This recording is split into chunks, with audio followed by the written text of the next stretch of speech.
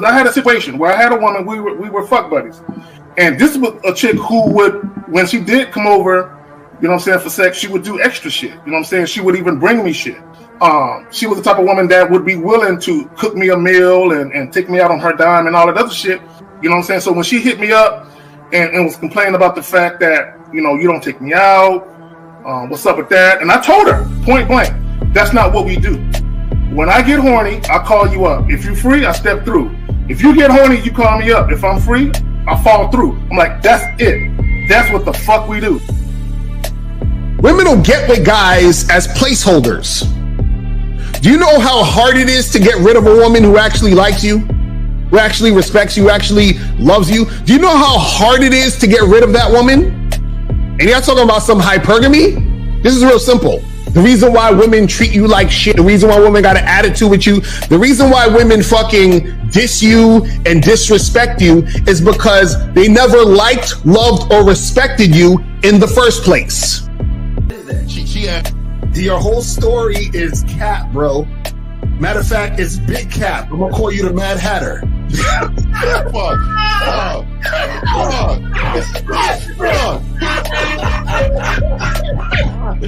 Fuck! I don't know why it would happen to me to lie. You guys didn't even know me.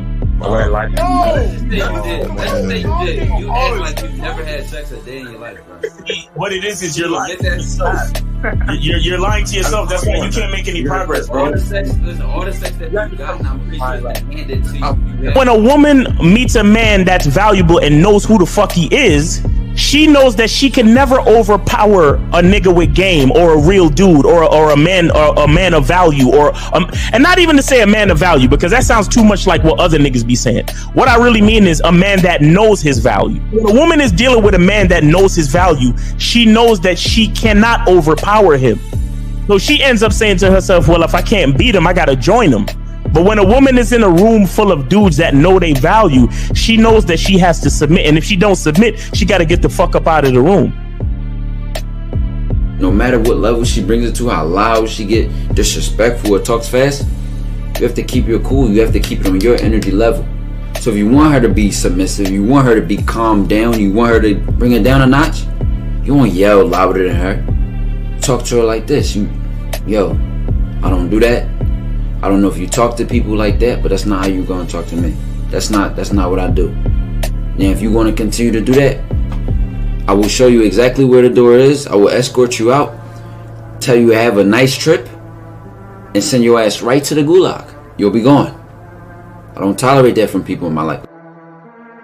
For all you surface dwellers out there and shit, how does it feel following all these motherfuckers on the other side of the streets talking about don't do shit? Well, if you ain't gonna do shit, then why don't you do man shit? Don't run away from fear. Don't dwell in the past. Don't give away your power. Don't feel sorry for yourselves. Don't make the same mistakes over and over again. Don't worry about what people think about you. Why don't you do some man don'ts if you're gonna do a don't anyway? Grass eating lion. It's sad to see so many men suffer from bitch assness, and the women know there's such at an advantage with weak men. They try to shut me up. This is the part of being a man, is standing on your squares, understanding that nobody's going to move me. I move mountains. Nobody's going to move me off my square. They need to respect your word. There needs to be a shift in behavior when you get home. They need to understand what the deal is when you're around them. There's no such thing as compromise with men. Compromise. You should be fucking at the truck stop. All day. That's fucking, these conversations are obviously too in depth. They're too in depth with these bitches, man. What are we talking about? You're a truck driver, bitch. I come in every state and I fuck hoes. That's what I do. And you gonna be one of them, or I'm gonna find one that will. And the thing is, if she got an issue with you not having a place to stay, that means she ain't really feeling you. Respect to Scary Perry for the $5 super chat. He says Salute to the Real Game No Theory panel. Best show on Sunday. I don't know what leaving pussy on the table means, because pussy's not valuable enough to be left on the table in the first place, in my opinion. Exactly. I'll have Christmas lights back there, and I'm fucking bitches under the light. The following program is rated MAN. It contains assertive men who are kings of their castles, men who don't make excuses or blame women for everything that's going wrong in their lives, men who don't make the game about women. Instead, they make the game about the man. So, if you're into theory or use soft, weak-ass words like hypergamy, red pill, no fap, be on your purpose, high-value man, or money, clothes, and status, buddy, you're in the wrong place, and you need to go 2 doors down where the male cuddle parties and circle jerks are going on. This is a man's space. Since the fall of the PUA community back in 2007, most PUAs ran underground because they had nothing to offer.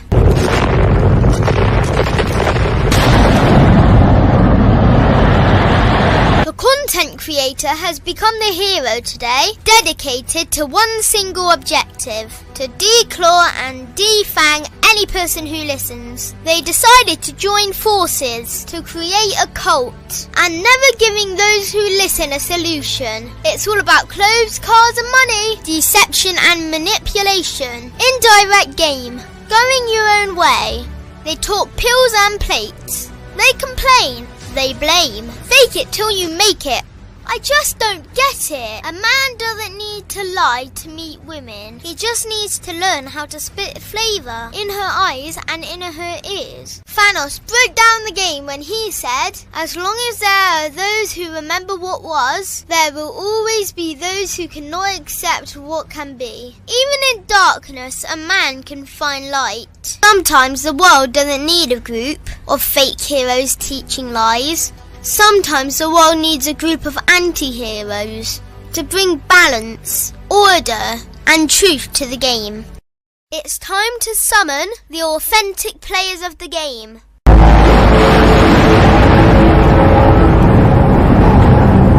It's time to summon the authentic players of the game. Let it be no confusion. This here is a movement, leveling up, real talk, ain't no illusion. Helping all the men see the light, that's right. Only bringing the truth, you can't deny, that's the vibe. We gon' bring you the insight, bring you the game plan. Show them we real men, we ain't never breaking. You know what I'm talking about, I know that you hear me. Yeah, this is real game, no theory. Let's go, real game, no theory. Here to make it happen, teach men how to be men. Now it's time to put in action. Taekwondo and K-Zagging, we got Miles in the building, Mr. 1950 and Steve the Dean Williams, Mr. Lucario and the anti-villains. We gotta keep it real, this ain't about hurt feelings. Speak the truth, gotta say it loud so you hear me. Real game, no theory. They don't want you to be who you destined to be. Real men are necessary, not accepting defeat. Talking the man mindset, and this is the time now. We will never fold, never fall off or bow down. Time to make it happen. We ain't even stressing. So many don't take accountability for their actions. I gotta say it louder if you don't really hear me. Speaking the truth, this is real game, no theory. Man, I need that track, nigga. That shit was fire. That shit was fire. I need that. Send me that after the show, nigga. Nigga, that was it right there. You ain't tell us you know Kendrick Lamar. We ain't know that. Hey, no, real shit though. Send me that track when the show's over. I ain't even playing with you. Don't, you know what I'm saying? For real. Yeah, that motherfucker is straight fire, nigga. Hey, Miles, tell him send it or we gonna come get it. You know what I mean? All right, guys. Start from the bottom up. Motherfucking Zag, that motherfucker. What's up, Zag? Talk to him. You're quiet. You're quiet. Get to open up, motherfucker. Come on. Oh, my bad. Man, when the niggas start on mute, man, it's fucked. Look, K-Zagging, man, that is the skill set. That intro was dope, man. Look, that shit, I need that shit too, bro. Send that shit to me. Let's get it. Let's get it. Yo, it's your boy Miles Cunningham, man. Listen, man, let's get it, man. It's Sunday for a reason, man. Y'all know what time it is. I know y'all excited. We excited too, man. Let's get this game, man, for real. Let's get it, Ty. Welcome to the dojo, baby, man. I know what the fuck going on. Real game, no theory. A man has no problems, and we're going to show y'all why. Oh, yeah. Steve D. Squares, man. Get your like, subscribe. Let's eat motherfucking fit day. Fuck them 49ers. Hey, man, it's all gang, man. Hey, got game. Hold on. Let me move it. You got it? Got game. Okay, got game. Hey, straight up. Hey. Yes, sir. Hey, real quick, man, shout out to Willard. I just want to let you know, man, your name is still fucked up. Just wanted to tell you that. What up, man? That fucking intro is fire, man. Shout out to everybody in the chat. Shout out to everybody, on the panel. Let's go. Let's get it. Let's make it happen. Right, yes, sir. There we go, guys. All right, Zach, you got it. It's your thing. Let's get it. No, Steve brought something to my attention. There's a video where this young man, who's a very popular young man who no longer has access to social media. They banned him. You probably can guess who that is. He said he was talking about how, I guess he was a spokesperson for men that have man issues. Mm. And I'm like, we ain't got no fucking issues. What are you talking about, right? I want guys to understand this. As a man, we might have challenges that are presented to us in life, but we find solutions for those challenges.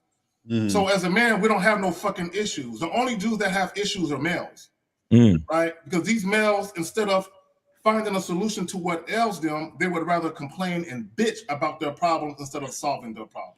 Y'all this nigga, what is vent? What does that mean? This dude Brad was gonna come up with some shit.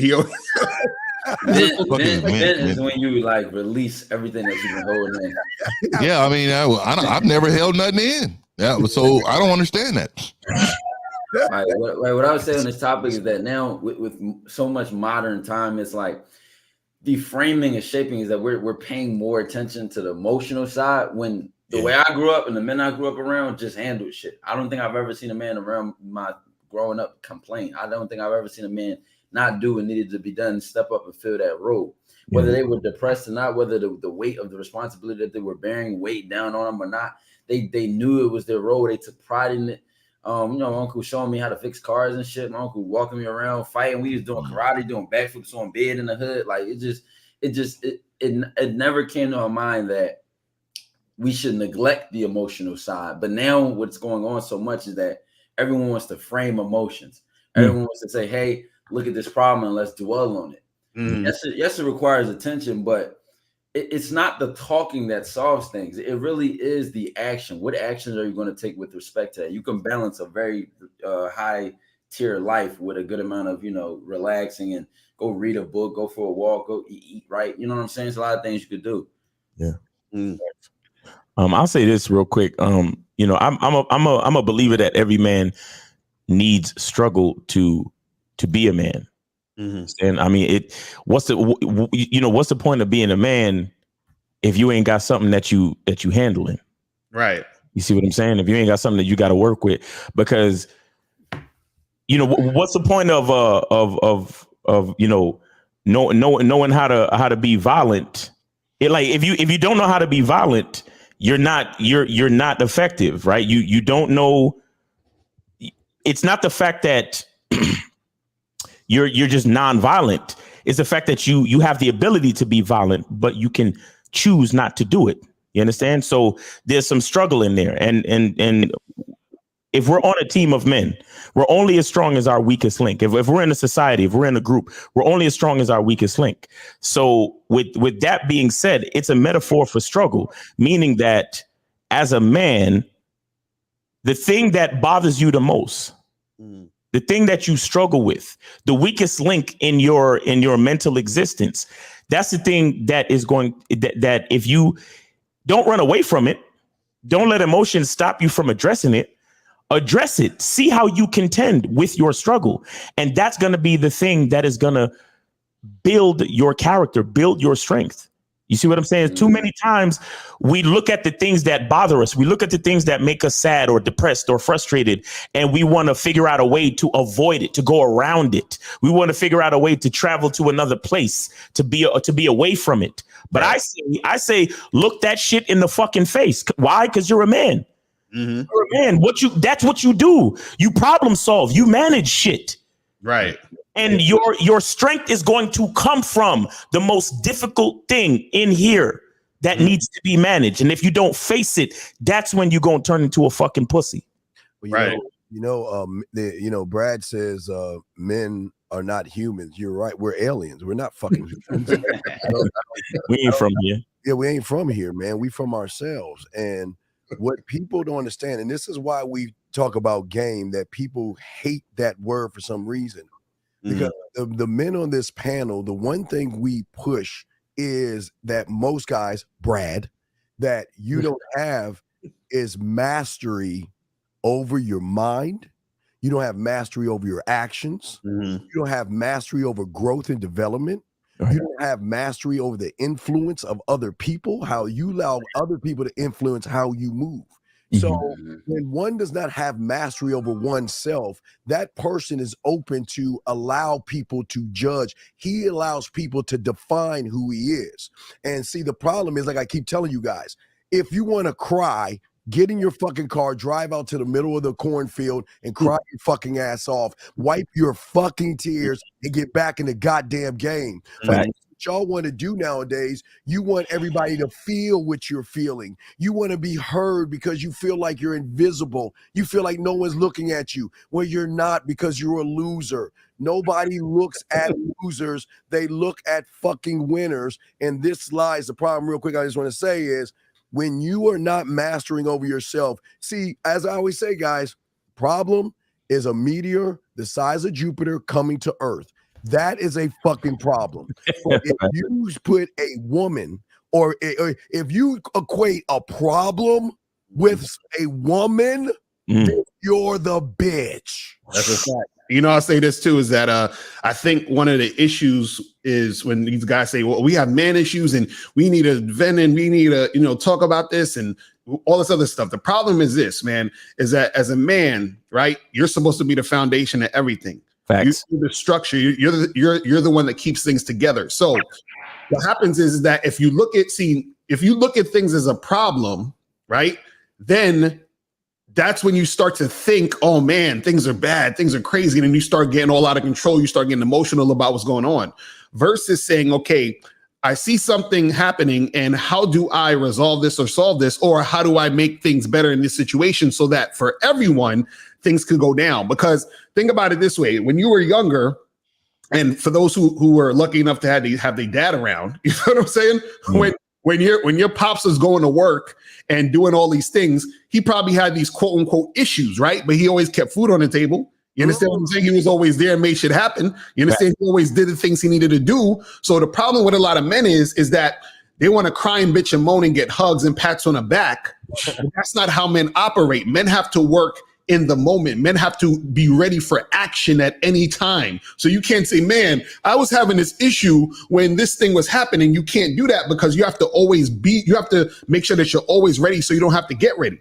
And that's what it is about being a man. So there's actually no time to sit there and complain and bitch and moan and all that other shit, because now what you're doing is you're turning yourself into the bitch. And what happens is that the bitch, she's looking to you as the strength. So how the fuck is she gonna look to you? That's like, imagine God came out the sky and started crying to you about his issues. Man, this universe shit, I don't know about it, man. It's just like, you look at him like, bro, I thought you was God. You feel what I'm saying? That's how dudes do. It's crazy. Yeah. I consider myself a godly. You know what I mean? When the way you move, the way you walk and talk, I mean, people, like you said, man, losers don't understand that image, right? They don't understand the image, and then they don't believe that you really can be there. Like this guy, he just can't not have any issues. All us other males have issues. And so, you know what? We just need a safe space to vent and to talk and communicate with each other. Why is that such a problem? Women got it. Women talk. They have therapy sessions with each other. Why can't we? So I'm sounding like these motherfuckers. You know what I mean? These motherfuckers are the ones who make life be an issue for themselves because they don't understand their own power. Right. You know, it's amazing. We all got superpowers as men, right? We individually, we all have super spot powers. We're invincible in certain areas, but that's just like them walking around and not understanding their power. They don't, they're walking around like, oh, I don't know what power I have because you never invested in yourself in order to find out what your power is. So what you do is you look at guys with the power and say, that's unfair. There's no way those guys can have superpowers. And I don't have any. Like that, it's unbelievable. So for me, situational things happen, but I also predict that these situations are going to happen. So that's why I don't have issues. Yep. Like I predict the future. I'm godly. Facts. Like I see it coming. Facts. And sometimes I don't want to deal with certain things, especially when it comes to life, because I've already projected like this person needs to learn this way, but I know it's coming. So I know I'm going to allow this person to do these things in order for them to find out. And then I'm going to teach them because I've already known this was coming. Exactly. The problem is the issue there. Go ahead, Mouse. No, I just wanted to just add a little bit. Accidents don't happen to motherfuckers that got game, but you got it. Yeah. Let me. Were you still talking 50? No, I'm good. We got calls when y'all ready. Okay, let me one thing after KZ. Okay, let me say this right quick. The second part of the title is a lot of males feel marginalized. Right. And here's the thing: the definition of marginalized is treated as insignificant or peripheral, to relegate to an unimportant or powerless position. Can't nobody regulate me to any of that shit. Exactly. Okay, so a lot of guys who feel like they're invisible or marginalized, you are allowing other people's opinions of you or view of you to put you in that relegated, powerless, unimportant position. That's a choice. Right. And Ty? Yeah, what I was going to say on that, and I can even say something quickly on the second part of the title. So a lot of men are being marginalized because their value is being weighed in the opinion of their value to women, to how much does she like me, am I attractive, do I compete with guys, etc. And in reality, this is a part of the problem of how far a man has fallen off. Because a man was way more than getting, a man is way more than getting women. That's one aspect of your life. You might have your responsibilities, your goals, your ambitions, whatever organization you're a part of, the woman that you're getting or not getting, your physical routine, what you're learning, what you're advancing towards. But guys have become so hyper focused on that one scale because within social media, people are so worried about perception. What I was going to add to the bigger picture, though, is that what makes me be proud of the man that I am is realizing the difference I can make. It is a huge difference when there is a man who has leadership qualities in any given setting. It doesn't matter what the setting is. When there's a person in the room who is calm, who is can see far ahead, who is a visionary, who can lead, who can be masculine and assertive when at the right time. I'm not talking about going in the room and just dominating and canceling out every voice in the room. But when you can lead properly, there is a huge difference in those that you are leading. They feel much more calm based on the tone that you set. And it is truly a leadership quality to be able to set the tone, to be able to lead, even if you have to lead from behind. But I think men have forgotten the role that they can fulfill. And if you become the woman, she's already playing her part. She's being a woman. She is who she is. You need to be who you are and stand on that. Right. Less than one. All right, so let's get the first call. 682. You're on live, the Real Game No Theory panel. Name, age, and city. How can we help you? Yo, I'm 15. I'm from Bedford. I just want to apologize real quick. Wait. Well, how old you said? How old you said? No, I'm 15, but I need a. All right, so 407. You're on live, the Real Game No Theory. Let's get your name, age, and city. How can we help you? Good afternoon. My name is Jalen. I'm over here in Orlando. All right. Pretty much. How old are you? How old are you? How old are you? How old are you? How old are you? I'm 21. Okay, go ahead. Yeah, so I just wanted to come onto the panel to get some advice from you guys. I've always been watching you guys for about a year now. Actually going through a breakup right now, and the problem is. Congratulations. Congratulations, man. We should like a clap for you, man.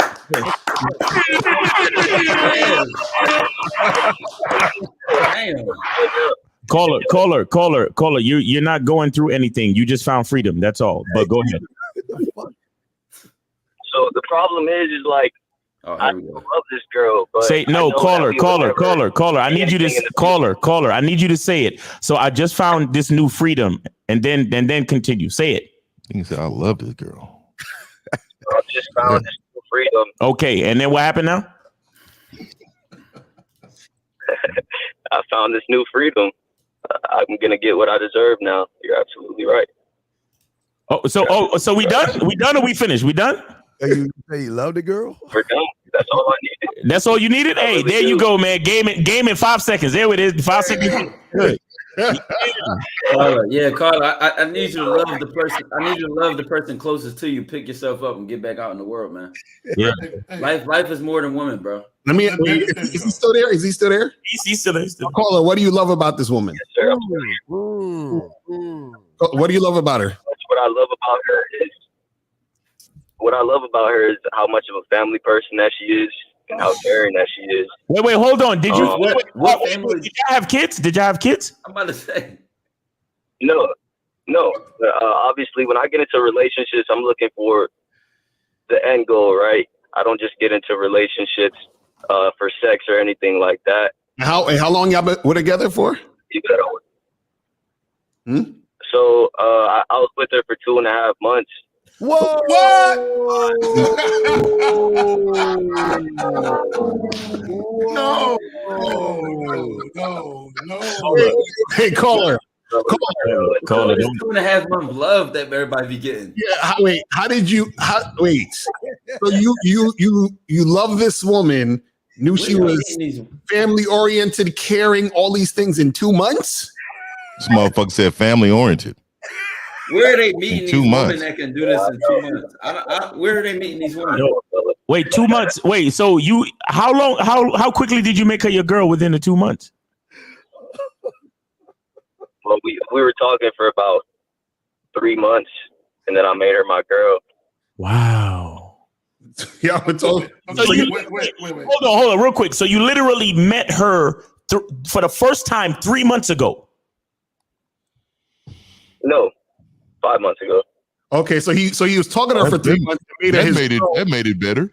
Right. So he was talking to her for 3 months, and then she was his girlfriend for 2 months. So that was 5 months. I'm curious. Carl, why did y'all break up? Be honest. What happened? Yeah, what happened? Pretty much there was differences in our relationship. Oh, there's differences. Communication-wise, I feel like there wasn't trust. Oh, in 2 months, my nigga. Nigga, what? If you caller, you know what's so funny? If you would have waited 12 to 18 months, you would have realized that. Right. You would have realized there was differences. And you would have let her go. Yeah, why'd you make her your girlfriend so fast? That's right. Huh? Pretty much, I already had an idea of her because of my best friend. That's how we met. So my best friend is also her best friend, and like she was telling me about her. So like I had an idea. He's fucking. Wait, so caller, hold on. Okay, so you was with this girl for 2 months. What were the differences that made you break up? Pretty much distance, communication, trust. There was trust issues. Wait, did he say? Are you in a long-term relationship? No, distance. Long distance. What do you mean distance? Can you explain that, caller? Distance about like an hour and a half, 2 hours away. Okay. And trust. What did you not trust about her? Or what did she not trust about you? So pretty much where I lost trust is one time she went to the club, basically visiting me over here in Orlando with her friends, and I didn't think nothing of it. I didn't go with her or anything. And I met up with her that same night. She ended up telling me that she danced with a dude, bro. And I really was not cool with that. So you was mad? You was mad that she danced with another man? Where she danced with a guy? How dare she? How dare her, that slut? Wow. I should have knew. Right there, I should have knew from the jump. But I don't know, man. I was really blinded. Bro, are you serious? Fingerprints is spice. She probably reeks of that man. Yo, call her on a scale of 1 to 10. How how good did she look, bro? On a scale of 1 to 10. Shit, she was bad, dog. She was like a 9. Of course she was. Man, she was a baddie, huh? That's the problem, right? Yeah, right. And that's why it hurts so much, right? That's why it hurts so much. It does, yeah. Yeah. How does that make you feel for the fact that she was so bad? Yeah, bro. I guess she was automatically ran through the moment she call her. Vent to us. You can vent to us. Tell us about your man issues. It's a safe place, bro. Yo, yeah, this is a safe space, bro. Tell us how you feel. Look how much 1950 is listening, caller. You really got us. Yeah, I'm telling you, man. I mean, it makes me feel good for the realization that looks aren't everything. You know, it's really internalized, and that's something that I've. How about this? What happened when you found out about the dance? Yeah. Following event. How did you say something to her? Like, what happened between finding that information out and what you did? Pretty much, we're in the car talking, and so you brought it up when she sat in the car with you. I thought I'd had that trust with her. Hold on, call her. Did she dance with the guy in front of you? No, he didn't go to the club with her. Oh, so he didn't go to the club. He just. So how'd you find out she danced with a guy? She just told you? I got you. So caller, you're sitting in the car with your girl after she came from the club. How did it come up that she danced with another guy? Right. Thank you, Mom. She literally just told me. But what did she say? How did she say it? Out of nowhere? Like, how did the conversation progress to her letting you know that she danced with a guy? So pretty much I was like, how did the club go? Like, how did your experience go? Like, what'd you guys end up doing? Because you're in my city, you know, like I know everything that's going on here. I know the good places. So I was wondering where she went, and pretty much she was telling me how she actually did dance with somebody while she was at a certain bar. Mm-hmm. And that's how that came to revelation. Revelation. Okay. So now, so her dancing, did that make you feel like she was cheating on you or something? I'm gonna say, caller, have you ever been to a bar? Right? Like, is that cheating, caller? Yes. Yes. Come on, man. She cheated on you. If you was to go out with your boys, you went and danced with another girl? Huh? Shit, I probably would. Okay, so what's away from that? I keep myself away from that because I know that I'm in a relationship. You know. She can say, I keep myself. I'm in a relationship. Let me address. Make sure we're helping. Make sure we're helping this guy. Give her the same I would like. Hold on, real quick. Let me address this guy. Facts X. He says she don't respect you. She wasn't disrespectful, bro. Look, y'all niggas act like. Y'all act like when a chick get with you that she's yours, like you got her under lock and key somewhere and shit. A chick dance with another dude, so the fuck what? It's not that big of a deal. Yo, do y'all know? Watch them old ass movies. You will see a chick, she's dancing with her man. He like, man, I don't want to dance. Go ahead and find another dance partner. I'm gonna sit down and chill. Right. And the chick go out there, goddamn, the chick go out there and dance. It's not a big deal. She ain't fucking nobody. What the fuck, y'all niggas? Right, Carla, watch this. Was she of any Hispanic or Latino heritage? No, sir. She was Asian. Oh shit. I mean, even then though, what I was about to say though, certain cultures, their dancing is not just she's gonna fuck that guy after the party. You know what I'm saying? Like it's like the right song might have came on, and you know she saw he can do the bachata or whatever, and then. All right, let's do that. Whatever. You know what I'm saying? Hold on, caller. Did you break up with her or did she break up with you? Yeah, caller. Yeah. Who broke up with who? She broke up with him. I broke up with her. But right, motherfucker. Caller, how did the conversation go? Caller. How did the conversation go for the breakup, please? Oh, jeez. Not buying that, caller. Tell us. So pretty much, like I have problems in my workplace that I try to express, but I don't express it to her all the time. Like it'll be like a 5-minute conversation. And pretty much what she didn't like was that she pretty much said that I always talked about work all the time, when really that wasn't the case.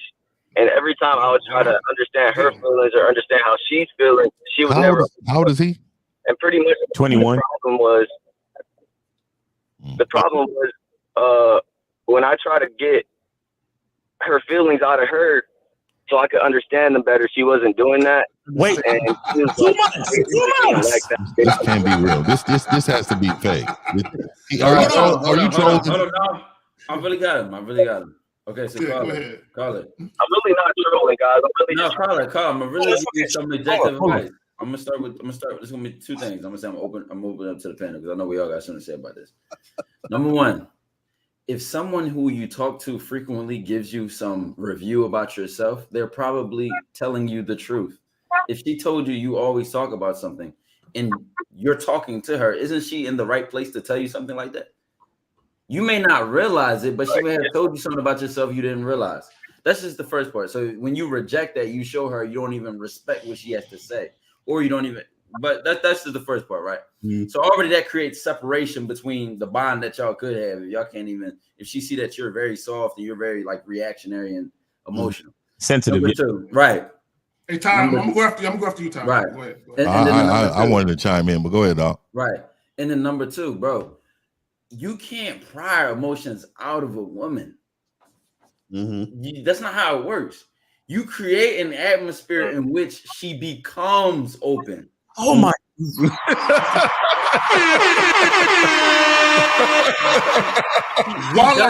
She does it on her own. I just, you know, I said the thing. She run through the lane and dunk it. Facts. Look, let me say this and fit them. I'm gonna pass it to you. I'm gonna be brief. Caller, when she said you talked about work too much, what she was really saying is you complain too fucking much about that job. Exactly. That's what she was really saying. Okay. You complain too much. Hey, 50, I got you, but I just want to say real quick, I thought Asian bitches were submissive, but go ahead, you got it. So caller, so what happens is when you complain to a woman, she's looking at you like, aren't you a man? Shouldn't you find a solution for your fucking problems? Why are you whining to me about that hard shit? truth? That's the hard truth. Hey, so caller, real quick. Hey, this 50. Well, real quick, man. I wanted to say this really quick, man. You are a straight bitch. And the reason why I'm telling you this, man, because you need a grown OG man that's in the game that understands that you need to be told this in order to repair who you are. You have an inner bitch in you, right? If you care about the little things, first of all, the vetting process was horrible, right? You didn't even. Let's just start there. You didn't even see any consistency. She didn't add any value to your life in order for you to be with her, right? So, that's one part. The second part is when she's going to a location. If you had enough influence, you knew when she got there she would act appropriately.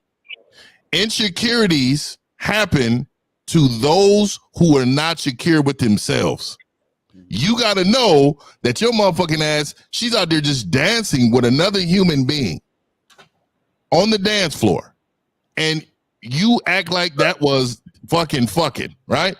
So that tells me that smells like the insecure in yourself. Exactly. Because there is no man on the planet like me. And if she chooses to do something outside of this program, then she was never for me to begin with. Exactly. And she Asian, so I know she wasn't twerking.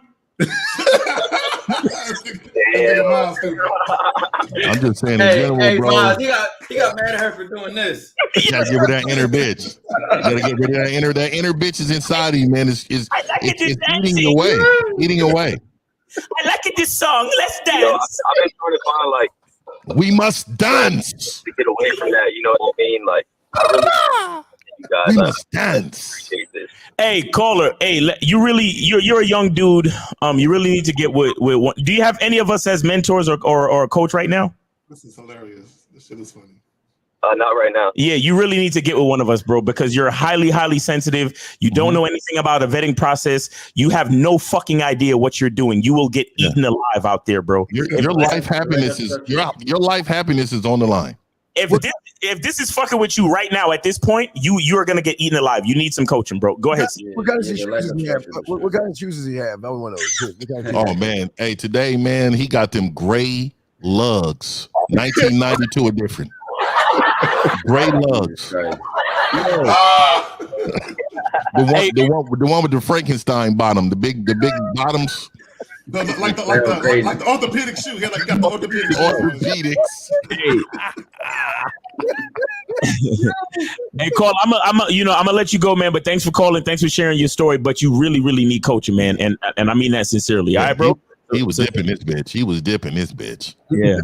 I like the dance. Okay. 213. You are on live with the Real Game No Theory panel. Let's get your name, age, and city. How can we help you? 213. Yo, is that you talking about me? Yes. Yeah. 213. 75 213 75. Let's go. Yeah. All right. My name is T. I'm from LA, and I'm 30.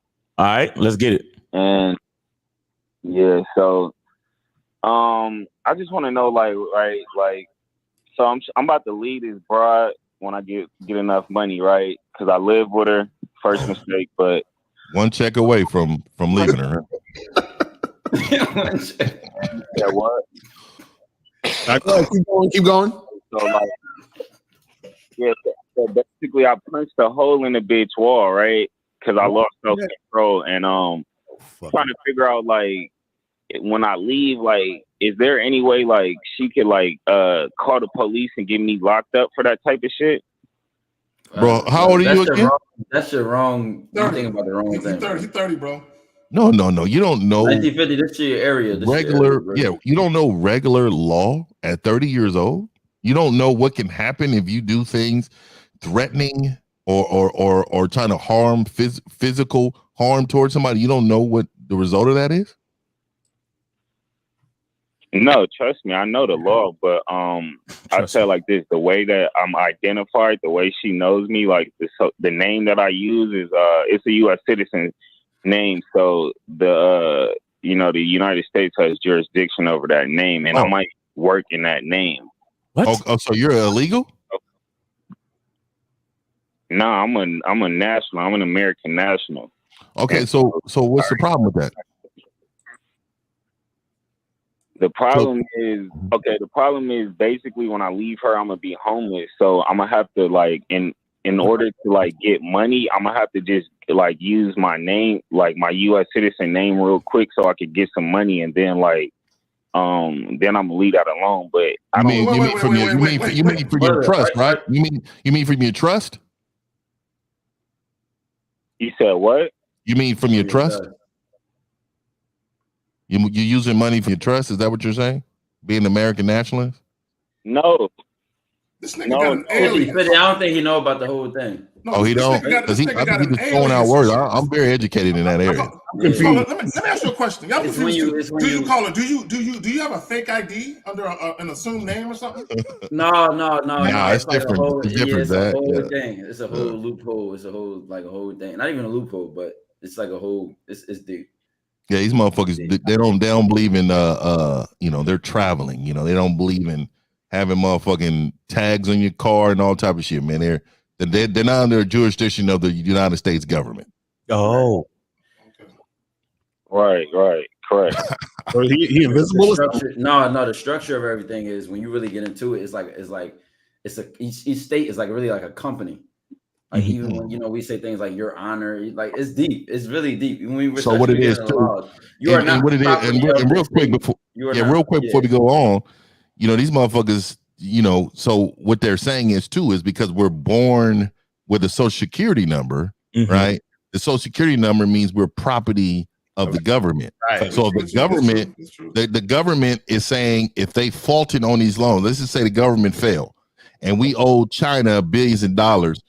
the government would use us as assets to sell to China. Right. So China can physically come and get us. So by it being American nationalists, meaning they're above that, they're not in that judicial system, meaning that can't happen to them. So, you know, I understand what he's saying, but he didn't need to use it in these terms. What he should have just said is that, hey, yeah, me and old girl, we're not working out. What are some of the things I can do in order to get on my feet? You didn't even need to say anything about American nationalists. You know what I mean? I just think sometimes people carry tags as identity, but really the identity is you. It's inside of you, and you don't need to express yourself and tell everybody your whole get down when you first meet them. You know, you don't need to wear that on your sleeve. So let me give you some advice though. All right, if you really got Mac game right, you'll never be homeless. And see, you always, if you're a man, this is what the title is. This is an issue for you, right? It wouldn't have been an issue for me because I'd have foreseen this coming, right? And then also by you punching the wall, meaning that you don't have control of your emotions, and whatever this woman is doing, it triggered you. So therefore, you are a male. You cannot be triggered by somebody's feelings or emotions. You still should maintain who you are as a man all the time, not just sometimes. Make sense? Facts. Oh, I agree. This is what I'm gonna say though. Like I agree, but I'm gonna say like this. The issue is that I was supposed to leave a long time ago, right? Well, let's say because I've been here. Call it coulda, shoulda, woulda, man. What's gonna happen? What's gonna happen now? Well, caller, let me ask you a question. Are you currently employed? Do you work? Do you earn a living? Yeah, I do. Do you save your money? Do you invest your money? What is the thing? Well, just honestly, no. I'll just be honest right now. No, you don't pay taxes, right? You don't even pay taxes. So why would you not have money to save? No, this is the thing because it's like I'm trying to actually figure out how to use that like. Now I'm gamed up. See, what you're telling me is you don't know the whole identity. I just told you something else, right? And let me tell you, I'm a highly intelligent guy in different areas. And what I would tell you is you need advice even in that area, man. Somebody need to game you up on that area. You know, and I'm just telling you, I know these things because I know people that's close to me that do these things, right? So this is a real thing, but I think you're reaching for that. What you need to do is be reality right now. You're in a situation that needs to change. And in order to change it, you need to have a plan. In a plan, it needs to have goals. In those goals, it needs to be daily. In those daily goals, they didn't have completion. They didn't have time periods. And then it comes to weekly goals. And then it comes to monthly goals. And if you don't have any of those, you will fail. Exactly. And right now you're failing because you don't have a plan for yourself. Any man that's working without, look, let me tell you something. I make a lot of money, but before I pay anybody, I pay myself. Meaning I pay my savings account with whatever percentage that I feel, whatever that is, and whatever I mapped out for myself. Right. Pay myself first. And then I pay the other people to keep the lights on and do things as services that we agreed upon. So what I'm telling you is you're in a position, you're in a loser position, meaning you don't have a plan, you don't have options. And let me tell you something. You said you're going to wait around and then leave this woman.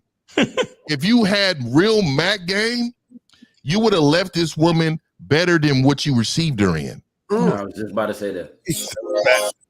Because Carla, you can listen, Carla.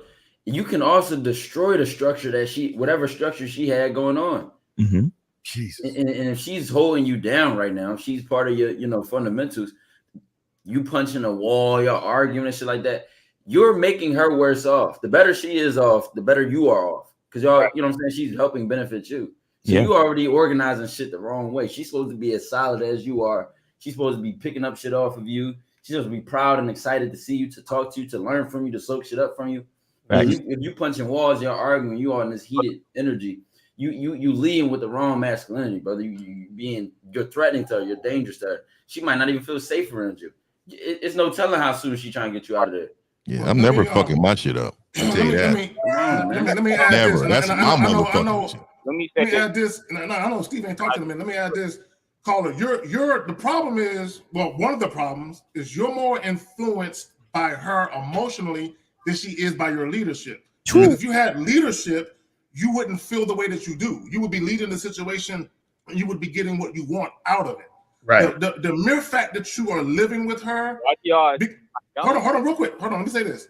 So you're not living with her because you want to. You're doing it out of necessity. Right. The fact that you living with a woman out of necessity, you have animosity towards the bitch. You have angst. You have vitriol. You feel some type of way. Frustration. Because you really don't like her like that.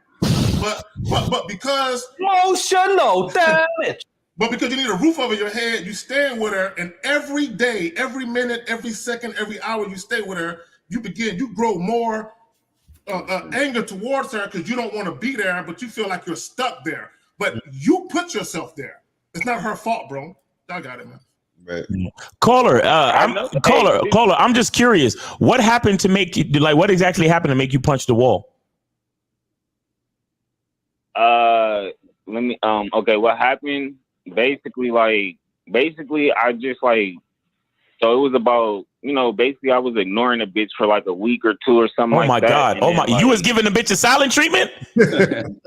Wait. So because earlier I heard somebody say that you're not leading her like a man should. And you said, why do y'all think I don't? But you over here giving bitches a silent treatment while you staying under her roof. That's not manly, my nigga. Right.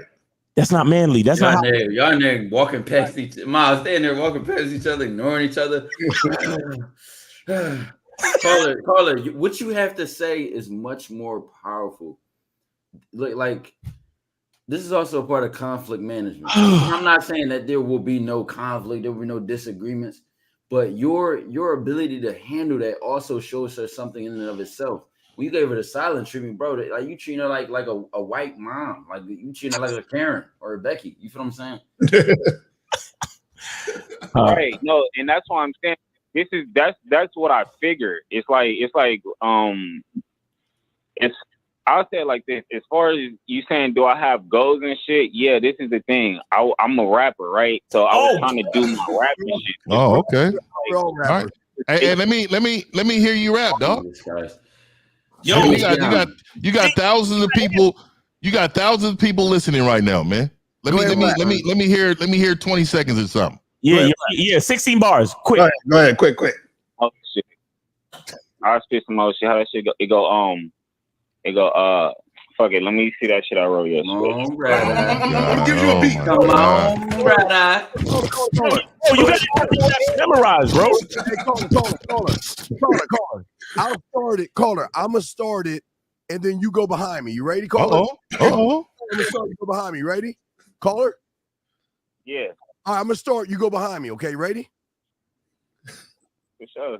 I hold you in the days for days as a paraphrase. The game to your mind, have your body sex craze. To my voice like a swimming pool that Susan put your body in the moon. Toxicating lovely ladies at the club. Why I hands to the sky.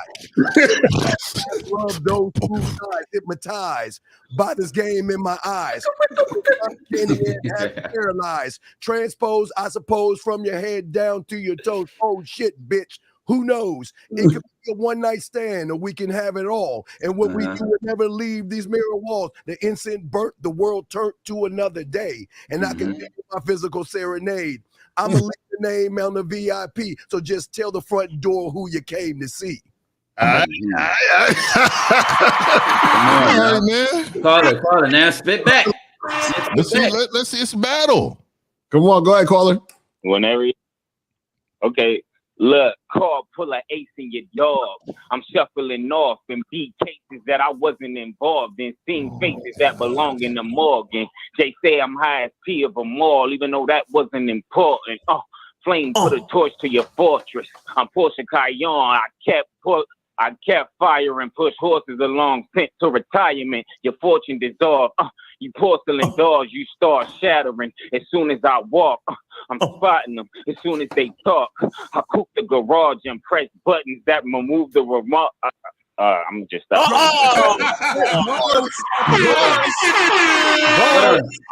You shooting back, Steve? You shooting back? Gonna take a hit with a trip.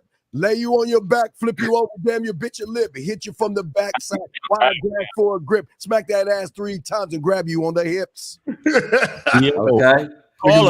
Call. You need to work on your shit, bro. Like you have to go look at some shit you wrote yesterday. Like, come on, you gotta have your raps on point, bro. Thanks. Come on. So while you was giving your bitch a silent treatment, you should have been memorizing your fucking rhymes, nigga.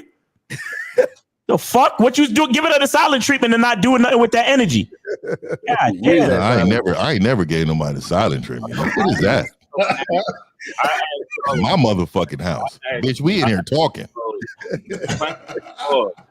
Okay, no, right. Let's get back to the original question. So the fact that he punched the wall, can the girl use that against him to some domestic violence abuse type shit? No. But what it does is it fucks your down payment up for your crib. I'll tell you that. But also too, what she can say, and this is what she can say, is that you were trying to intimidate her by hitting the wall. Now, what that does is that does bring the police to the house. They will have a conversation with you and they will tell you to leave for the day because they believe that is what that means is that could be a domestic violence potential. Yeah, so it's there. So by you displaying violence toward the wall, meaning she could be next, so they will tell you to leave. So Caller, let me ask you this: Have you ever threatened to physically harm her? Like, shut the fuck up, I'll slap the fuck out you, anything like that? Okay. Caller, how big is the hole? Because you know there are YouTube videos where you can easily fix sheetrock. Right. No, I already know that. I've seen it, but like I'm gonna be 100. Like basically I'm trying to get out of here. Like, because I ain't never. That's what I'm saying. I've never been in a position where I actually emotionally reacted like that. So it's like, I already know this shit. It's time to go, but it been was time to go, and that's where the issue was at. But why are you leaving though? Okay, you still haven't why are you leaving? Because she's not valuable enough. Okay, so what is she doing that's invaluable? You said what? What is she doing that's not valuable? What is she doing that's not? That's a good question. It's just who she is. Like, let me give you an example. This woman is 40. Let's say it like this. It's not, in my opinion, like, okay, let me just give you an example. When I first met the bitch, right, it was like, I seen her, I met her, got her. This nigga been talking for 30 seconds and haven't said anything. What's wrong with the bitch? What's wrong with you? What's wrong with her, bro? In the miles, bro. So it's like this. When I first met the bitch, like let's say after I got her a week later, I fucked the bitch within like a week of meeting her, and then she moved me in her house the same day I fucked her. And you let her a week? Hold on. This nigga. Yo. Hold on, bro. Did he say moved in over in a week? Bro, so you basically followed her whole lead then. So why is it her fault and not yours? That's what I'm saying. Because I was homeless. That's the problem. Exactly. If I wasn't like, it's like whoever. So why you hold on. Caller. Take it easy. So you were homeless. Fine. That's all well and good. What were you doing before you met and fucked this bitch? I was trying to do an adverse possession on a house. Okay, so why you ain't just continue? Why you ain't just continue with that process? What made you follow this bitch's lead? Because I think, like, let's say it like this. I think when I met her, No. Let's not say it like nothing. Let's not say it like nothing. Tell the fucking truth. You was doing what you was doing before you met this woman. Why couldn't you just continue doing what you was doing and just get some pussy from her every once in a while? Because I didn't want to sleep on a fucking street. Exactly. You let convenience. You let your weakness allowed you to your weakness allowed you to be under a woman's lead with the guys under the guise of convenience, homie. That's what I. So listen. So that's what I'm trying. No, bro. Listen. Stop. That's what we're trying to get you to understand. Everything that you're going through right now is your fucking fault. Mm-hmm. No shit. That's why I asked one simple question. So why are you saying that the woman is something wrong with the woman? Why are you telling us that there's something wrong with the woman if you know it's all your fucking fault? Yeah, you kind of blaming her, Carla. Deflected from the main issue. Let me say it like this. I'm not. I know it probably came off like I'm blaming her, but I think the situation that that I found the situation like that, but. No, I take all responsibility. I just wanted to know if I could go to jail. That's why I'm leaving. Okay. Call her. Did she threaten you with anything? No, not at all. Then don't worry about it. Move the fuck out. You had to do something else. Why would you think that? Right. Well, you got like. Has she ever called the cops on you before? No. Never. Has she ever called the cops? No. Yeah. Let me have to call another question. Do you have any outstanding warrants? No. Even if I did, I know how to get out of that shit. I'm national. I'm not worried about none of that. But I might have to work in my U.S. name. So it's like, I'm not. You sound like that's a problem. Why is that an issue to work, bro, and get money? You said what? I said you sound like that's a problem. Why is it an issue to work and get money? For me, because I'll say it like this, I don't believe that I should be working. Like, because that's what it is. See, a lot of these nationalists. Let me go ahead and put this down. A lot of these nationalists believe they're above all, and they believe somebody owes them something. They believe they should be. They don't have the same mentality of regular people who believe they supposed to lace their boots up and go out to work. They believe people owe them something. But let me say this real quick. You smash it. Let me stop. Hold on, real quick, and I'll let you speak. Give me 1 second. I'm gonna get this off because I'm gonna stop after this. I'm gonna be done with this. So when you met this woman, this is real game. If I was a homeless man, I would have told this woman, hey, look here, my situation is this way. But look, I'm physically, me and you connect. I'm gonna be here with you for a little bit, and then I'm gonna get on my feet. I'm gonna move out, and I'm gonna appreciate that. This was a situation that you created because you wasn't honest with this woman. The dick got you in the door. It obviously got you in the door. But like I said, your game has got to be what makes her mind want to do more for you. The value is not there because you didn't create that value for yourself in her. Right. I agree. That's what I say. Like the issue is.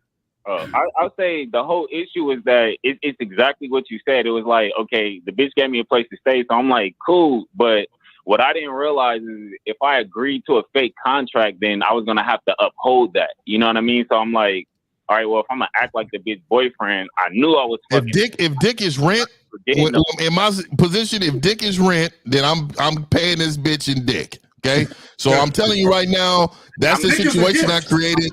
You know what I mean? Hey, you got Dollar Tree dick. That's what's going on right now. You know what I mean? That's just what it is. How long you been living with her? Let's say since June of last year. Nigga. Over a year. Over a fucking bro. You get your shit together since. Come on, you couldn't have wrote. You couldn't have wrote a gold selling rap between now and then. No, Miles, this is a year of no rent and he's a bum. He's a bum. This guy's a bum. Yeah, a year of no rent and any payments in LA. I know it's not cheap to live in LA in itself. So you've been adding food to her table. I mean, taking away food from her table, not helping her with the rent or any of the bills. And you have not been saving? You have not been doing anything. Bruh. All right, from your standpoint, what do you have to show for it? What do you have to show for the last year? What I've been doing, so this is what happened because it's like no. I said what do you have to show for the last year, my brother? Right? Yeah, yo, caller. We don't want no nationalist explanation. We just want a list. What do you have to show for the last year you've been living rent free, homie? Rent free, bro. I got a studio and about, let's say, 100 songs recorded. Have you released any of those songs? Have you released any of those songs on your YouTube channel? Of course, yes, I have. And what kind of numbers you getting? Wait, what's the nigga's YouTube channel? Caller, what's your YouTube channel? Yeah. Caller, what's your YouTube channel? Yeah, promote right now. What's your YouTube right now? What's your YouTube channel? I'm gonna spell it. It's DONLWAM. Don Lawam. DON what? LWAM.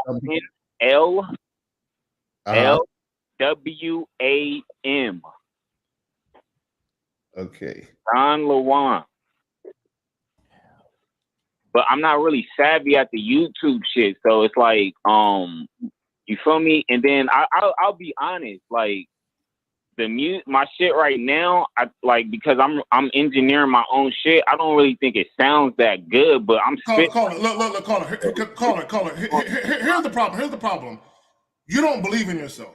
Look, you're self-sabotaging yourself right now. Yeah. You don't realize it. And Carl, that's a part of the learning curve of when you have the free time to learn those kind of things. Facts. A year, nigga? This nigga had a year to become savvy at fucking engineering shit. Nigga, what you been doing? 365 days in the year. You say you only got 100 songs. That means I think that first 1 through 3 months could have been the learning and absorbing phase. After that, you should have been all smooth. I was waiting. Yo, give me your YouTube one more time. I'm really trying to find it. I can't find it yet. Spell it one more time. Oh, I found it. LWAM. Hard to find. It's LOW. DONL. L as in large, W as in woman, A as in ass, M as in man. Oh, M. Lawam. Yeah. Yeah. Is that you with the light skin, with the illustration, light skin illustration? That's on my face. Yeah. Yeah, the illustration. Oh, you got 3 subscribers. That's what's up, though. That's baby Jordan Poole right there. Subscribe. Now you got 4. Exactly. Appreciate it.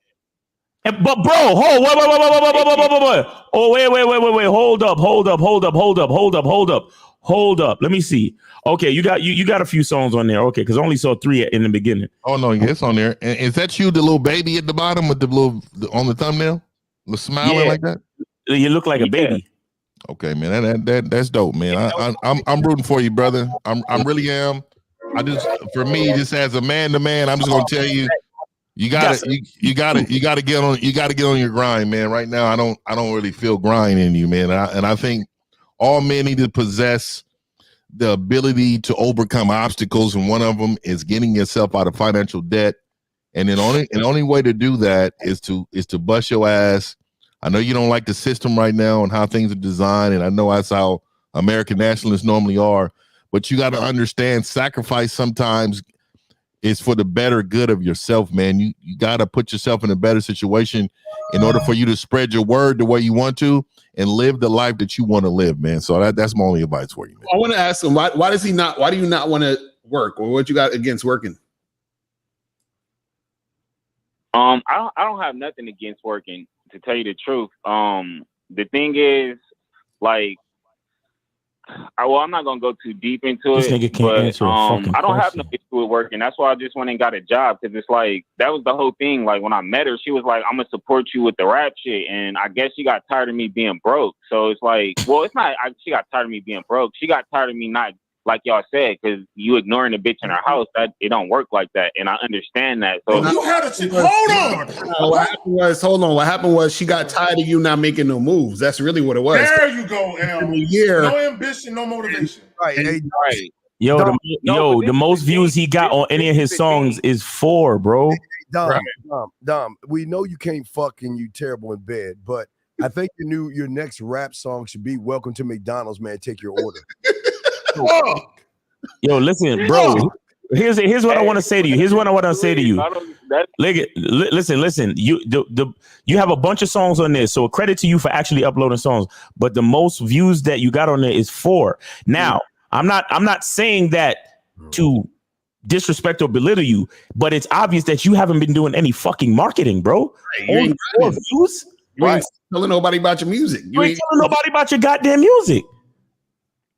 Which means you don't believe in yourself. Because if you believed in yourself, you would promote it. Mm-hmm. Period. You would promote it. If No, you that's in why I'm trying to figure out the best ways to promote it. So I'm on Instagram. I'm trying to promote the shit. Nigga, you had a year. I'm not really an internet nigga. So like I'm realizing, okay. Oh my God, nigga, you're on the internet talking to us. Wait, how old are you? How old are you again? Nigga, 30. I'm 30. You lying ass nigga. Come on, man. Than me, 10 years younger than me, 11 years younger than me, and you don't know about the fucking internet, bro. I would have. You lucky. You lucky. You lucky. You can find a bitch dumb enough to invite you in her fucking crib. Let me ask the caller. Let me ask you a question. I said I don't use it. Okay, caller. Let me ask you a question. Like that. Caller, let me ask you a question. Do you have a bank account? No, not. I don't have. Okay. All right. Let me ask you another question. When was the last time you held a job for more than 6 months? Every job I ever get is I did, but let me be specific. Before no, answer the question. When was the last time you held a job for longer than 6 months? The last job. Oh no, let me not say that. Before I got with this girl. Over a year ago. Yeah. Okay. Caller. I just want to say something real quick because you claim you said earlier you a rap nigga. You a rap nigga, right? No, I just happen to rap. You just happen to. So who the fuck are you then, homie? Right. He's just all over the place. Wait, let me ask the caller. No, hold on. I want to hear. Hold on. Zach. I want to hear this. Caller, who are you? I am that I am. That's who I am. I don't put labels on myself. Green eggs and ham. I am what I am. I am what I am. I'm green eggs and ham, right? Because I was about to say to you real quick, if you was really serious about the rap shit, but you say you don't use the internet, then how do rap niggas promote they shit? How do rap niggas do they shit? Right. Or you just one of these niggas that's sitting around waiting for a record deal? This is what happened. Basically, God. I took time, I was taking time because I make my own. Well, I'll say those beats, I didn't use those beats. I mean, I didn't make those beats, but I was making my own beats and shit. I was taking time to create. Please beats. Don't have no kids. Please, I'm begging you. Let this be the last question. Carla, what were you going to do when you succeeded? Right now, I created about maybe I'm 5-6 projects up. Now I'm dropping. I'm consistently dropping them.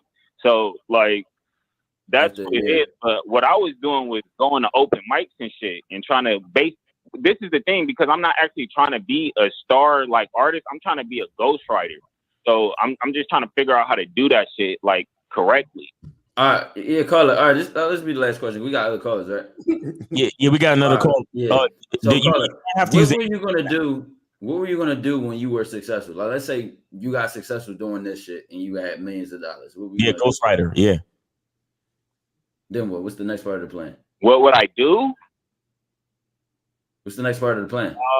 Well, I'll say it like this. At this point in my life, if I got a bunch of money why you can't just say nothing directly, brother? You say, I'm gonna put it like I kind of. What were you gonna do, bro? Just direct. What I was gonna do at one point, I was gonna lead a country, and just chill out. But at this point now, I'm gonna just probably stay here and just start some type of organization where I help people, because I'm the type of person who don't really need a lot of shit. He's a hobosexual. He's a hobosexual. Dude, he's all over the place, man. You're gonna start an organization to help people. How? Yeah. How? Help them right now. Do you know nonprofits are just as hard as for-profit organizations? Facts. Sometimes harder. I took a grant writing class, my brother. I'm very well aware of that. I'm already knowing. And did you know that you might have to use the internet for all that shit? Right. Your work ethic got to pick up your work. You got a lot of words. You got a lot of, I'm going to say vision, but you missing the work. You got to put the work in, my brother. It's your actions are going to get there. Let me just put it plainly simple. 1 year, she's been letting you not pay rent and not have any type of responsibilities. Dog, do you know what a man could do with that much freedom? I was teaching myself how to do thumbnails, titles, make YouTube videos at work. I put an AirPod in, used my hair to cover the AirPod, would listen to podcasts while I was at work. Didn't go home and work on that shit and edit it.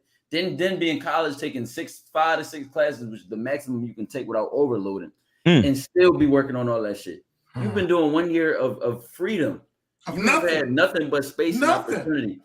I'm listening. I say this to say, with all that time, if you were using it correctly, brother, you will be way far ahead. The time is everything. Let me call it this. Caller, do you drink or smoke weed? I do. And that's the problem. You laying around high and drunk all the goddamn time. Problem. Where's your dad at, big dog? Where's your dad? You know you ain't shit and you're a loser, but where's your dad at, dog? Do you understand this is why y'all fucking lose and you're fucked up? Look at what you're saying. You're using a woman to live under. You're not doing anything for yourself. Your fucking rap is shit. So let that shit go. That's what your father should have told you. Loser, drop the fucking rap.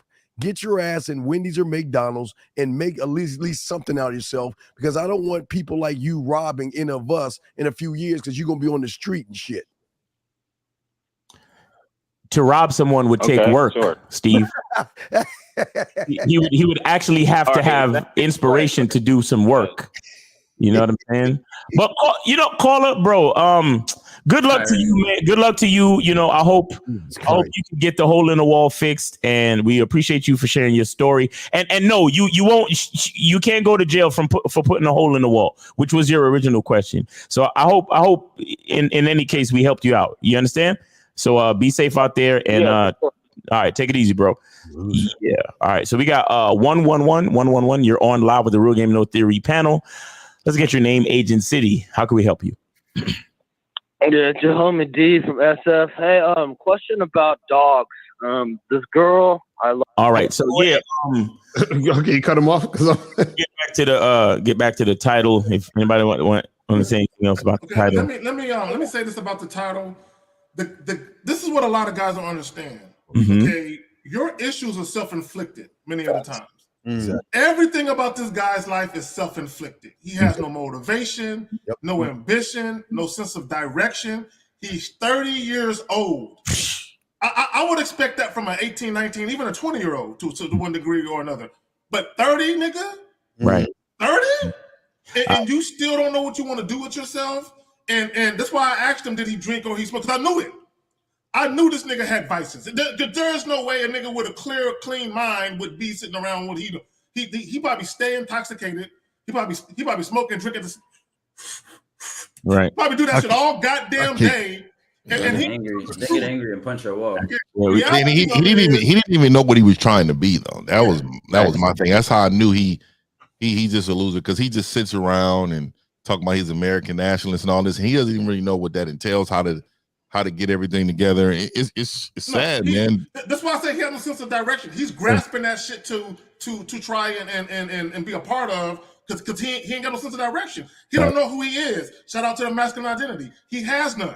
Mm-hmm. He don't know who he is. And I promise you this, that lady and him got in many arguments about his drinking and smoking. I promise you they got into arguments about that shit. Like, you just laying around. Every time I come, you laying in your drawers, puffing on a blunt, alcohol, beer cans all over the goddamn place. I bet you that's what the nigga was doing. But anyway, man, y'all got it. We got calls. So 407, you're on live with the Real Game No Theory panel. Name, age, and city. How can we help you? 407. Hello, is that me? Yes, that's you. Can you hear me? Okay. Yes, we hear you. I'm David. I'm from Romania, and I'm 27. All right. How can we help you, bro? No. Romania in the building. First thing I wanna say hello to the panel, and I wanna pay my respect. But my one question is, how do I stop being a bitch about women? I mean, how do I stop caring? 1950, this shit kind of question, bro. About the outside. Hey, we got the perfect guy for you. He's honest. I like that. How do you stop what? Caring about the outcome? The bitch inside of him. Yeah.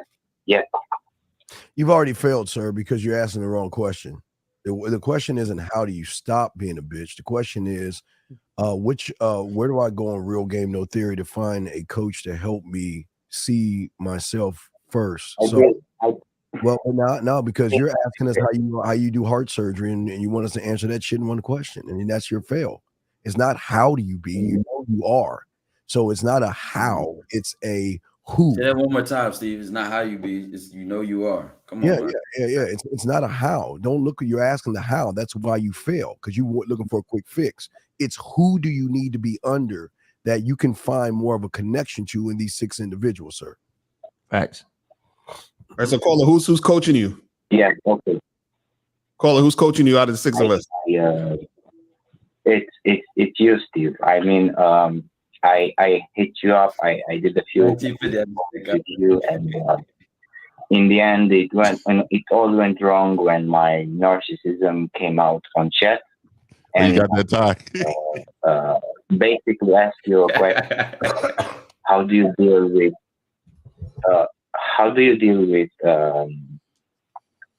Being a little above average in looks, and what that means with women, and it means something. Did you call yourself average? Did you just call yourself average? No, he said a little bit above average in looks. Yeah, and that's a disadvantage in my eyes with girls. Wait, hold on. What's the disadvantage being above average in looks? Yes. Who said you above average in looks? My experience. No, who told you that though? Well, okay. Nigga, did you sigh? Did you sigh when a man asked you a question? This nigga went.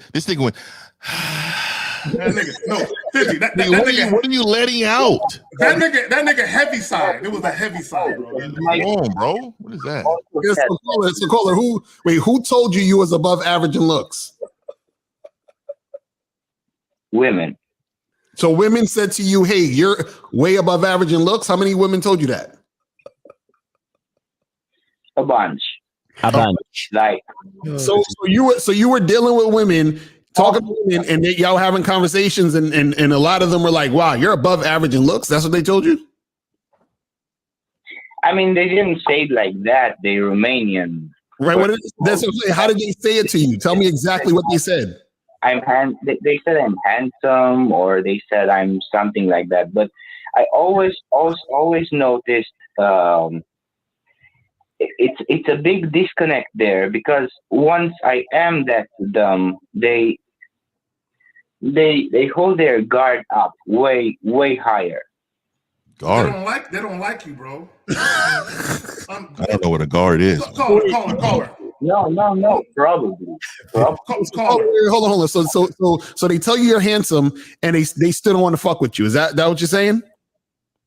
No. The ones that did fuck with me told me that, and I got that. He doesn't even cuss right. Street and sounds corny when he cusses. I also know that it's not. I don't say that to brag. Okay, I don't want you to take it as I'm coming here to brag. I still don't understand it. So what's your issue? What's your issue? If the women that saying they're handsome, you hooking up with them and everything is good, then what's the problem? Okay, well, for the first time of my life, I started my going to college, and the problem is in my group, I already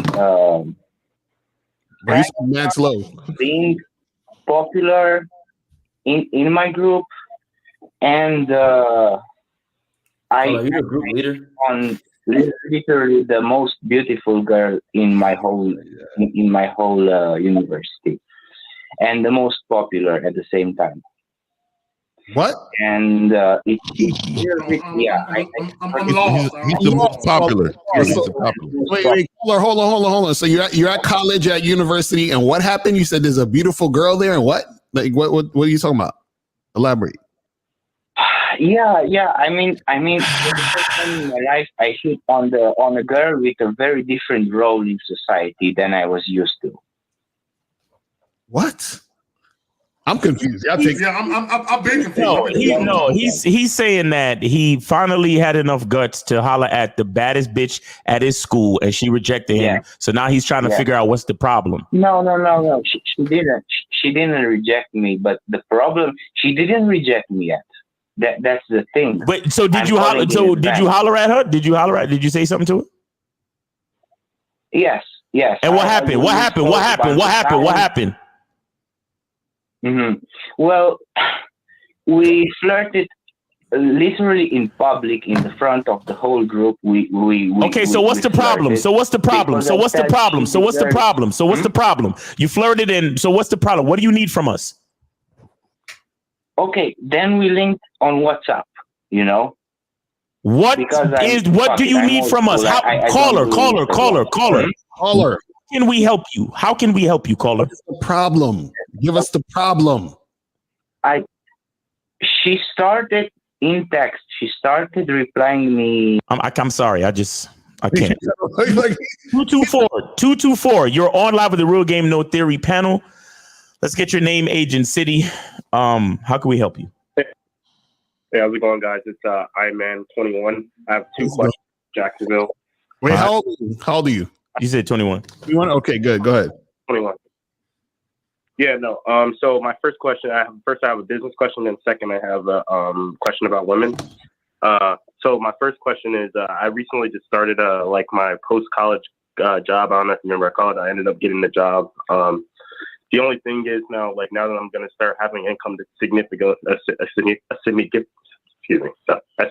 amount, I want to also start this digital marketing agency on the side. But the issue is it's a business-to-business type of direct sales that I would have to do with that. And since my job is 9 to 5 right now, I usually that's when other businesses are going to be able to talk to me. So I'm trying to figure out how to get around this matter where I can start get a virtual assistant. Go look up websites that can get you a virtual assistant, and then Pineapple Express.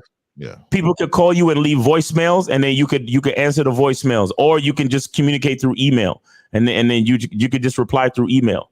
Yeah, and while you're at work, use your lunch hour and your breaks to respond. Use your lunch hour and breaks to respond. Yep. Okay.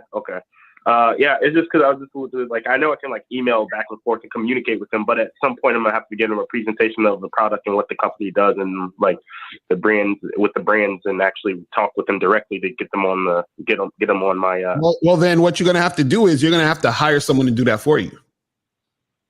You understand it? Okay. Yeah. All right. So you're gonna have to train somebody to do the presentation you would do and have them do it when you can't do it and pay them to do it. Or you can figure out a way to update your marketing strategy where the presentation is in the marketing, so you could kill two birds with one stone, something like that. But you're asking us a question, but I don't think you've explored all of your options as far as creativity and how you can formulate your business. So you need to really look at your marketing, look at the structure of your business, and try to be more creative. What's your second question, though? Okay, my second question is, so I've been having a lot of girls just hit me up after we've met up or something like that, and but usually after I just respond back, it just feels like it just goes completely blank and I just get nothing after that. I don't understand something about you guys. You guys, as I told you before, we did a show, Lakara and I did a show. You guys always put up this front like you a fucking man until you open your fucking mouth. Now, I'll never say, listen, if you want to work out for yourself, get clothes for yourself and all of this stuff. But you guys do this shit for women and you play this front like you about the game. And then you open your weak fucking mouth and they see what you are. And they know you lack experience, you're weird, creepy, and there's nothing you can do for them. That's why they lose interest in you. So, Carl, you said that you would call them and they wouldn't call you back? No, I'm saying let's say we hung out one time or we met up one time, we hooked up one time or something like that. They'll hit me up sometime in the future. Then I'll just have a response to that message or something like that. I'll say something back. And then it just seems consistently recently, it's just we completely go ghost, nothing. Of course. So what are they saying to you and what are you saying to them? So, like, for example, sometimes they can be like, hey, how's your day going? Or, hey, I want to meet up again, or something like that. What? And then, I'll respond back. Great. How about yourself? No, hold on. Stop. Caller, stop. Caller, here. Caller, check this out. I heard you say that you hang out once or you hook up once, and then they contact you sometime in the future. How come you are not taking initiative and setting up the next date or setting up the next situation for you guys to hang out or meet up or whatever? Right. Well, usually, I know you guys say once a week, so I don't. Usually, they hit me up before that once a week. No. Stop. Once again, you are saying that they are hitting you up. I'm asking you, how come you are not taking initiative and setting up you can set up the next date on the date that you're on? While you're on a date with a girl, you could be like, hey, today's Wednesday. Wednesday seems to be a good day that works for us. What are you doing next Wednesday? All right, let's do this again next Wednesday. Right. Did you know that you could do that? Well, yeah. It sounds like you're waiting for them to set everything up. Bitches they're looking for leadership. They're not looking for dudes who want things done for them. Right. Yeah, no, it's not like I wasn't intending to hit them up. I was just going to set something up like in a week's time. But caller. Hold on real quick. Caller, let me say this, and I'm going to be brief and pass it back to my bros. You have to be assertive, and you have to be the take charge type of guy where you are always setting a woman's expectations for what it's going to be like to deal with you. If you're going out on a date and then you're like, oh, bye, good night, and then you wait days or weeks later to try and hit her up, or you wait for her to hit you up, there's no leadership there. Mm-hmm. And also you're showing that you're very indecisive, and you're showing that you don't know what you want. So if a woman is dealing with you and she doesn't know what you want, she's going to be unattracted to that. Because you don't know what you want, and you're not expressing yourself or verbalizing yourself to the woman to such an extent where she knows what the fuck you want. There you go. Right, and call it. Go ahead. I was gonna say, because you said that she would hit you up talking about, hey, what's up? How's your day? And then you responded, what? What did you respond? Sometimes I was like, hey, how's it going? I'm doing great. When are you free to get together next? Something along those. Right, and then you say she don't say nothing after that. Yeah, it's been like a consistent thing that's going on. Like it's like a pattern. I don't know. It's like I've been going through these different things. It's like a pattern of that. Something. Right. You sound like you need to be more assertive with your shit. You should be like, yo, listen. First of all, you should be trying to holler at them to set something up anyway, like Miles was saying. But two, if they hit you up, you say, yo, let's meet up this day or this time. Thank you, El. Yo, what you doing Friday? What do you know what I'm saying? Like, let's just do this. So if you see that they're constantly just because the thing is this, sometimes what'll happen is this: the girl will hit you up just to see if you're interested, because she don't know that you are interested. But now she's not really interested in you anymore because she thinks that you were trying to ignore her, but she was just hitting you up for her to get like to confirm that you wanted her. Do you understand what I'm saying? So what I mean is she got back to you to say, hey, what's going on? And you were like, hey, what's up? When are you free? And she's like, okay, good. I know that he wants me. Right. Now I can move on. You see what I'm saying? So she was just setting you up to boost her ego at that point. And caller, you said something. Oh, I know that you guys say once a week. That doesn't mean you got to wait 7 fucking days to hit her up or 7 days to communicate with her. You see her every week. So that means you're setting up the date in between that time. Right. And like I said, you could, while you're on the date, you can, let me tell you what I did on my last date. At the end of the date, I said, listen, we're going to meet up next Wednesday. Look for my text over the weekend to tell you the details of what we're going to do next Wednesday. Now, when you get home, text me, let me know you got home safe. You see how I'm giving her instructions? Right. You dudes... Yeah. Y'all really think these bitches are strong, independent women, don't you? Right. You really they do. That is a bunch of boss bitches out here, right? You really think that there is something that is important about women's empowerment? A woman's empowerment only comes from a man. Yeah. That's a fact. Carl, let me ask you a question. What is the rule of Jill Scott that I always show you? What is the rule of Jill Scott? If you can tell me what to do, you can tell me what to do. But if you can't, you can't. Right. Right. So, okay, you got it right. So, are you telling her what to do? I guess no. No, you're not. There you go. Caller, look, caller, real quick. I know you're about to say something, and I'm gonna be brief. Caller, see, the problem is you're asking women, "Hey, when are you free so we can do something?" She is looking for you to tell her when you're free so you can do something. So instead of asking, "So when are you free to do something?" you can tell her, and I think L and somebody else said it as well. You can just say, "Hey, I'm free Friday around 9:00. Are you available then?" She wants you to already have a plan. Because what you're doing, and you don't realize it, you're leaving it up to her to make decisions. Women don't like making decisions. They really don't. They don't. They want you to do that. You the man, you lead. You make the decisions. Tell her where to be. Tell her what to wear. Give her all the specifics. Lay it out for her, and then let her decide whether or not she wants to partake in it. Yes, she want to be the passenger princess. What I also had too, Carlos, I like what K Zagan said earlier about you're setting the expectation of what it's like to mess with you. Facts. There's no surprises. There's no excitement. There's no thrill. There's nothing to look forward to because you're always reciprocating off of her. Hey, when are you free? Let me know so we can do and figure it out to do this. Like that's so ambiguous, so vague. It's nothing to look forward to. But you say, hey, I'm coming to pick you up, but such and such, be ready in such and such time. We're gonna go here. You ain't gonna tell her what y'all gonna do, but if she wants to know, then you can let her know. When you have all that prepared, you're a man of action. You're a man of decisiveness. Mm-hmm. All she got to do is say, hey, whoa, I'm here for the ride. You know what I'm saying? I'm here for the thrills and the excitements that I'm experiencing when I'm spending time with him. That's it. Yeah, that's all I want to say on that. All right, caller. Yeah.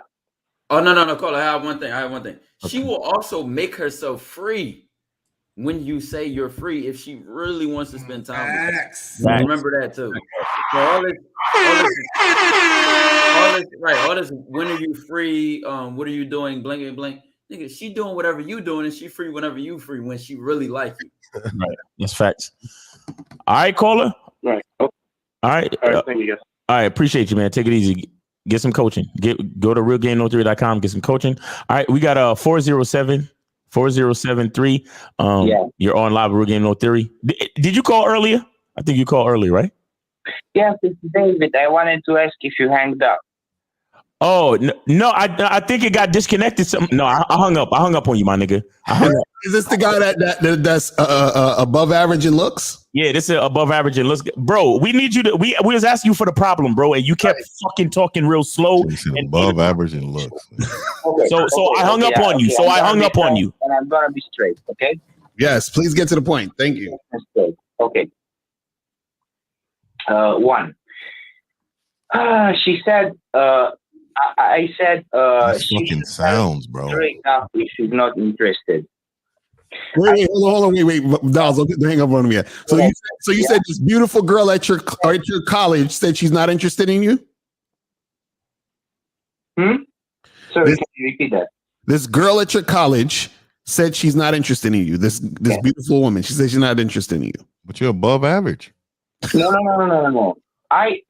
She kept playing. She kept ignoring my ask for like my CTA, like let's have a call. I said that, and she kept playing around, and I said, look, if you're not interested, just give it to me straight up because I deserve that. Because I also. Oh my God! This motherfucker. Are you entitled to that? Okay. After you said that, what did she say? What did she say after you said that? I want to add this in here too. Carla, had you called her and she answered, that would have skipped this whole back and forth bullshit. What did she say, Carla? She waited like a day and then she said, but why? Don't you like the suspense? Oh, nigga. She got you around her finger, man. I hope y'all see why I hung up. She got you around her finger, man. Caller, okay. Why the fuck are you still talking to this woman? Or about this woman? Right. I thought of guys with above average looks didn't have these type of problems. Exactly. Caller, why you still talking to her? Caller, how attractive is she? Come out and said no. Huh? She didn't do that. She didn't do what? She didn't do what I told her there's never gonna be a problem with us, with her telling me no. We're gonna be just friends. So tell me no if you're not interested. She did not do that. That's what but I didn't keep hitting her up, you know. Okay, wait. Hold on. I caught something. So you said you don't have a problem with her telling you no, and that you guys can still be friends? Is that what you told her? That you can still be friends? Yes, it's fine. Okay. Caller, you want to be her friend? No, I said colleagues. I'm sorry. I said colleagues. Colleague. That's different. You want to be her colleague? Why do you want to be her colleague? I don't want to be her colleague. Okay, because I know that, especially at the beginning, she knows we're going to be there 3 years, right? And maybe she doesn't want to say no directly because she wants to maintain a cool relationship. So she can use you. So she can use you. Yes. But again, caller, why are you still thinking or talking or wondering about this woman? Why haven't you spoke to another girl at your university? It's above average look. She's like the baddest in my whole universe. Oh, the baddest girl in the universe. Oh my God. Wow, that makes it different. Of course, caller. Yeah, listen, caller, you know what you should do? In looks, he gotta get her. Right, caller. That's what you should do. You should keep hanging out with her. Be her colleague. Be her friend. Go to all the club meetings. Go to all the parties and stuff. Watch her dance and talk to other guys. Have her call you on nights when the other guy didn't want to be with her and everything, and cry to you and do all that other stuff. Is that what you want to do? No. You know what I want to do? Okay, this is number 2. I want to ask Steve, what does it take for me to get back on your student list? Yo, I told you, you ain't built for this. I know I'm not okay right now. I know I need coaching. I didn't say they told you you're not worthy of the information. Listen to me. You're calling women beautiful, dog. You running behind women. You ain't built for this shit, dog. This everybody can't. He's begging. He's begging for the game. Can you repeat that, please? You're cutting up. Just talk to me on the back end, dog. But I'm telling you, I was honest with you and told you this ain't for you. At least I was honest with you. A lot of motherfuckers won't. All right, just hit me up on the back end, man. Don't call me because I'm gonna start off with at least 10 bitches first, and then we can get into it. I just want to say really, really quick. I'm gonna tell you right now. I think you value women entirely too much in your life. Like your whole thought process is way to the left, man. You have no self-esteem. You hate yourself. You don't love yourself like you're supposed to. This conversation shouldn't even happen. Exactly. Like if you really had true game and you really cared about yourself, you wouldn't give 2 fucks about any of this situation. Like this is an issue for you, right? Like this is what they call issues, Steve. This is an issue for you. Right? She is the baddest girl in my university. I have to get her. I don't care what it takes. I have to get her. Hey, caller. I'm the baddest in my caller. You should be saying I'm the baddest in my university. I have to get me. That's the problem. You have to be a fraternity of one, brother, and you're missing this shit. Caller, what are you studying at your university? I'm studying English. English? Nigga. Yeah. You're not. Are you going to teach it you going to teach it out there in your country, or you study? That's what you really study. So caller, okay, caller. Okay, so what if this girl tells you, okay, she don't. Okay, do you know this woman don't want to fuck you, right? She didn't say that. No, she did. She said it a million times. He said she didn't say it. Don't you like the suspense? Right. You know what suspense means? She said, don't you like the suspense? Yes, that means I'm not going to fuck you. That's what that means. And if I happen to want some dick one day, maybe you'll be considered. Caller, what she wants to do, she doesn't want to tell you no. She wants to keep you thinking that fucking her is still a possibility, so you can continue sipping like you are. Right. Right now, but bitch, I love suspense, bitch. You will never ever see me again, bitch. Be very suspenseful about that. You know what, this nigga, you know what, you gonna do a Bollywood, you gonna have to do a Bollywood routine before the sex scene. That's what you got to do. He's a hopeless romantic. That's what he is. He's a hopeless romantic. No, hold on. Let me stop misappropriating your culture. Hold on, caller. Let me stop misappropriating your culture. Where are you from? Like, are you Trini or are you a Indian? What is going on? Where are you from? No. I'm from Romania. That's why I have the accent. Romania. You sound they slapping bitches out there. Sound like an East Indian or some shit. Right. They got bitches. They got bitches in check out there in Romania. They got That's bitches crazy. in check. But listen, man, they're baking bread out there, boy. Stop pedestalizing women. Stop pedestalizing. Hey, caller. Stop pedestalizing women. Talk to more women. I'm sure that there are other women on the campus who are as good looking or decent enough for you to holler at, man. Give yourself a chance with other women, bro. All right, and take it easy. Because I can't.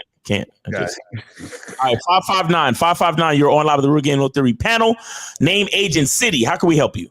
What's up with it, man? This B-Down, man. 29, man. I'm out here in LA, but I want to really, I don't got no question, but I want to run something by you niggas, man, because something just happened that was kind of interesting to me, man. Now, I work out at this gym. Basically, you got a lot of old attention whores out here. Call it. First, welcome to the show. Allow us to help you out here. If we ask you what 2 + 2 is, just tell us the 4. Don't tell us about Miss Crabtree and how you gave her an apple and you stood in line. Just ask your question, buddy. We got you. Please, just ask your question.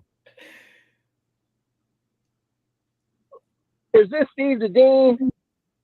Because I'm not watching you. I'm on the phone right now. I can't. No, Paul, we're just saying what's the question? What's your question? What's the issue? I said I was calling to run some by you. Okay, so get to the part. All right, caller. Get to the part that you want to run by us, and if we need any other details, then we'll ask. But just get to the very part that you need help with, or that you want to run by us. Go ahead. Say I needed help. I'm saying I'm running some by you. Okay, so this is what's going on. What happened was I work out at this gym. The manager of the gym is this older bitch, man, and the bitch might be about 45. Okay, so what happened? Just tell us what happened. Cut this shit off, man. Stop cutting me off, man. All right, there we go. I know he is. He that bitch ass nigga that be calling in. I'm gonna tell you, man. That's how LA cats be talking, man. They be talking like they're just hella tough. And I got time today, man, motherfucking LA. Miles, do we got any other calls, bro? Nah, we good on calls for now, man. Let me say this. Okay, I'm about to. Let me just say this real quick for the brother that just called and people that do what he do. Get to the fucking point. We don't want to hear your fucking story about what happened the other day. Right. Let's just get to the point, and like Miles said, we'll ask you the qualifying fucking questions surrounding your fucking story to help you out. Right. We don't want to hear you go on a 5-minute fucking tirade and vent to us about how a bitch did you dirty. Well, come on, man. Hey, man. Hey, so, I just want to say, man, Ty is my nigga, man. So I had to bring this up. I just want to talk to my nigga real quick. I was want to say my nigga Ty. What is in the bag, my nigga? That's all I'm. It's sword.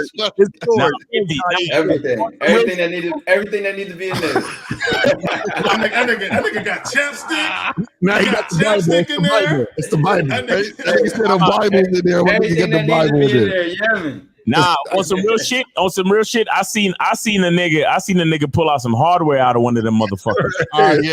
They got a lot of hardware in them motherfuckers. But my nigga Ty is the smoothest nigga on the Instagram, nigga. So I had to ask my nigga. My nigga be. I tell you, if you go to that nigga Ty's IG, my nigga is the smoothest nigga on the Instagram, nigga. I'm telling you right now, nigga. Check the nigga out. Check the nigga out. I'm proud of my young nigga, man. But I had to arrow point. That nigga had lip balm in there, nigga. I don't know what he got going on in there. They said you got 2 extra do-rags in there and wedding brush and some grease. 2 extra do-rag facts. Let's get this call. 559. You're on live with the Rookie No Theory panel. 559. You're on live with the Rookie No Theory panel. Bitch niggas, I just called. Oh my nigga. Why you calling back? Why you calling back, nigga? Keep him on for a second. Keep him on for a second. Hold on. Caller. What? Just get to the point. Get to the point so we can help you, man. Go ahead. Get to the point of what I'm talking about right now. I'm gonna get to the point of what I'm talking about right now. Go ahead. I want to see. I'm gonna tell you. I'm gonna ask you niggas this. You niggas think that, you know what I'm saying, y'all niggas got all this game and shit. But you're calling us. Wait, Mr. Nah. What happened? What happened with the bitch at the gym, though? What happened with the bitch at the gym? Just tell us that, though. What happened? I'm not even gonna get to that because you none of you niggas on that panel have had more pussy. You're talking to us about. Did he say pussy? Did he say pussy? Come on, my nigga. None of the niggas on this panel is as pussy as you. None of the niggas on this panel is as pussy as you, nigga. Where's the players then? So why you calling this nigga emotional, bro? You calling us? Right, us, bro. The nigga is triggered. Game was getting chopped up. Yo, game was getting chopped up. pussy ass punk nigga, you calling us though? You called us. Hey, what part of LA you? What part of LA you in, man? Faggot ass nigga. Hey, well, you got his number? You got his number? What part of LA you in? Hey, give me his number, man. Hey. Let me ask you, what part of LA are you in? Don't worry about where I'm at. See, that's what it is. See, that's how I know you're not tough. Exactly. That's how I know you're not tough, right? I mean, I know. Don't worry about it. Don't worry about it, my nigga. I know. Don't worry about it, my nigga. Don't worry about it. Talking shit about us, but yet you're calling us to ask about a bitch. Come on, dog. Relax. You were in the gym and you saw a fucking woman calling. You were in the gym.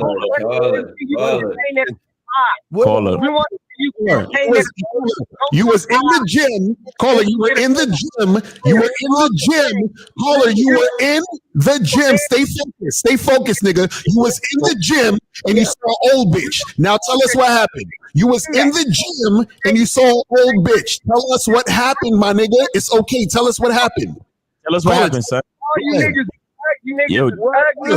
was in the gym and it was an old bitch. Tell us what happened, caller, so we can help you. So we can help you with your life. Caller, you need help. Caller, you need help, bro. You need help. That's why you're calling in. Everybody on here is ugly. So you judging niggas? You judging niggas? What guys you think are cute then? What's going on? Yo, what happened with the old lady at the gym? Yes, queen. Yes, queen. I just want to say, as a Philly nigga, we get our mouth start getting crazy aggressive. Yeah, that nigga ain't take one breath. He ain't pause one time. He ain't skip a beat. Bro, he all he do is cardio at the gym. That nigga ain't one. Bitch at the gym. I want to know what happened with the old bitch at the gym. Call her. Finish the story, dog. Finish the story. I didn't know what to do. Call her. What happened with the girl at the gym? What happened? What happened with the woman at the gym? I beat your ass. What happened with the woman at the gym? What happened with the woman at the gym? Caller, what happened with the woman at the gym, caller? What happened with the woman at the gym? Hey, I just want to say this really quick. You see how we're not triggered by this nigga's emotions? He ruined his whole day. I'm about to have a great day today. This nigga's over there blowing a vessel. I'm gonna get the next caller. 646-646. You're on live with Real Game No Theory. Let's get your name, age, and city. How can we help you? Hey, shoot that number to me, Mel. Oh, yeah.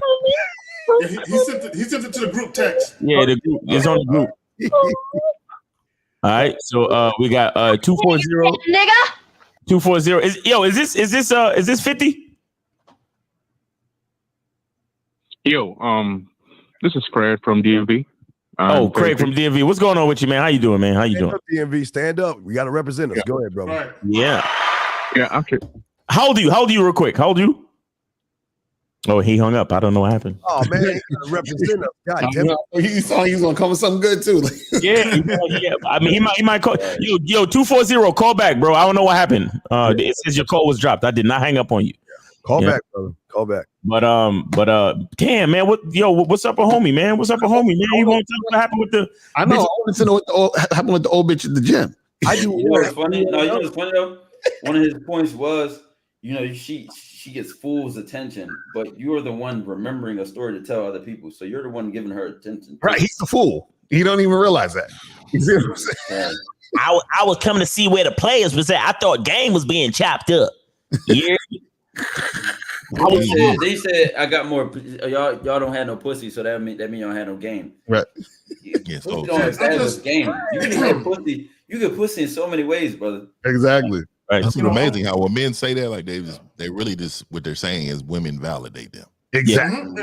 So you ain't got this, then because women validate me. So if you don't have these many women, right? No, a lot of these niggas feel like their existence is meaningless unless they got a bitch on their arm, bro. Mm-hmm. A lot of these niggas feel that way. And let me just say this about the title about how there's no such thing as man issues, and a lot of males feel marginalized. This is why SYSBM, Passport Bros, MGTOW, Red Pill, Black Pill.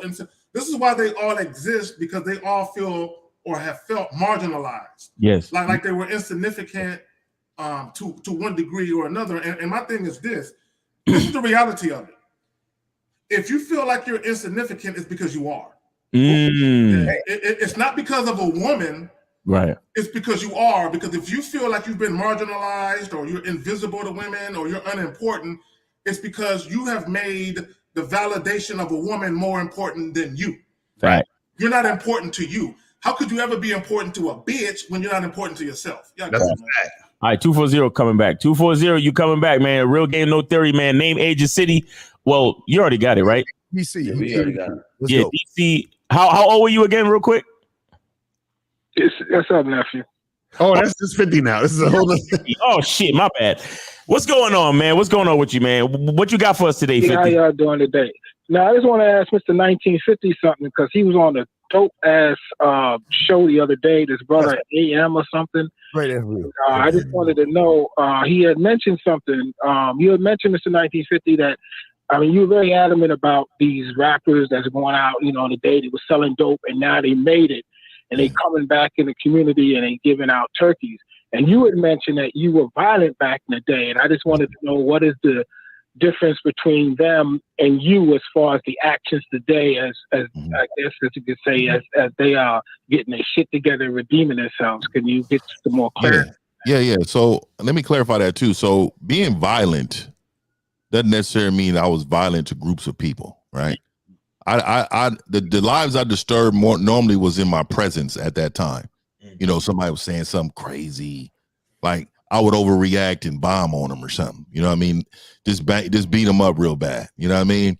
See, one thing about dope dealing, and see, people don't understand, but that changes so many people's lives.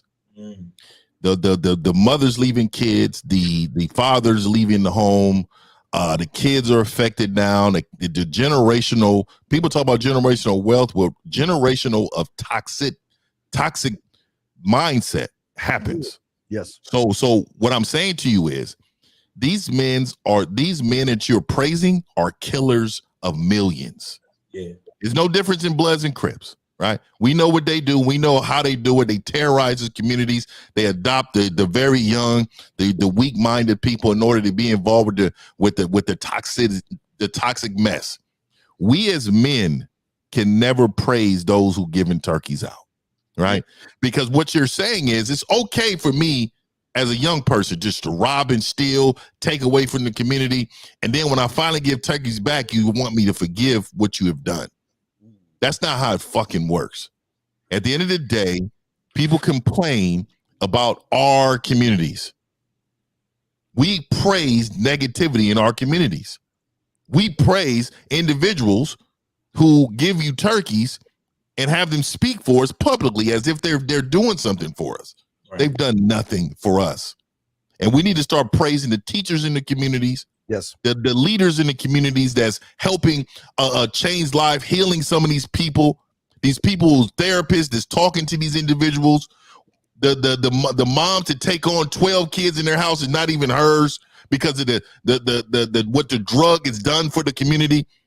The fathers that these stepdads you guys are talking real bad about or calling them suckers and simps, but they out here helping young men grow up, women grow up to be honorable citizens.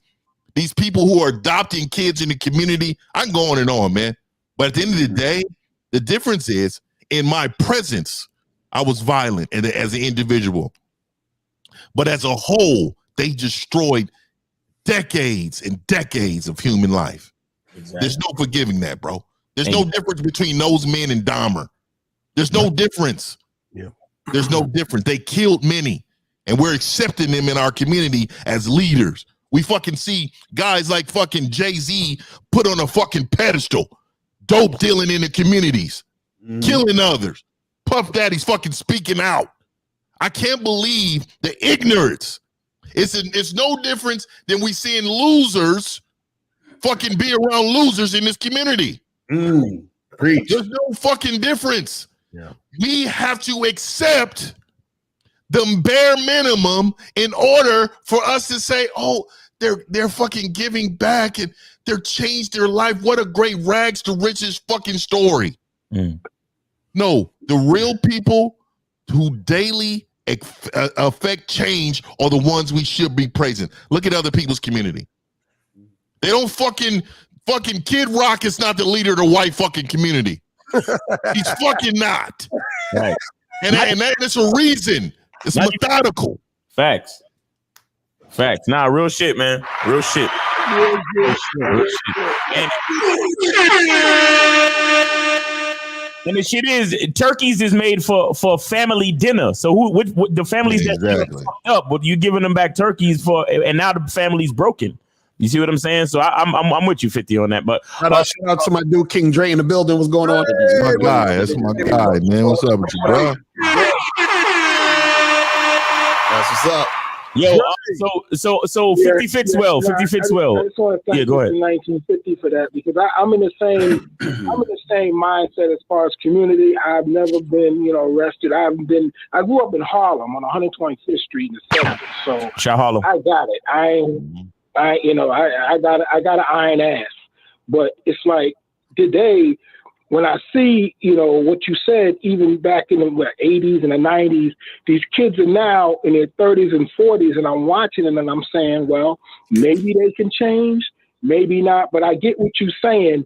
I guess it's just, just looking at them as a possibility. It's like when you do something like that, you get arrested and you go to the pen, you can never go to the White House. Just put it that way. So I guess there's a blemish on them from a community standpoint, looking at them like, well, Carl been selling dope all his life. Have you ever heard a dope dealer ask for forgiveness? I'm sorry? Have you ever heard a dope dealer ask for forgiveness? Never. You'll never hear it because they don't believe they did nothing wrong. Again, the accountability piece is never there. And you got to understand, too, at the end of the day, we as men need to praise those who've been running an honest act, an honest human being act to others as the top part of the game. Like it's just amazing. We gotta get away.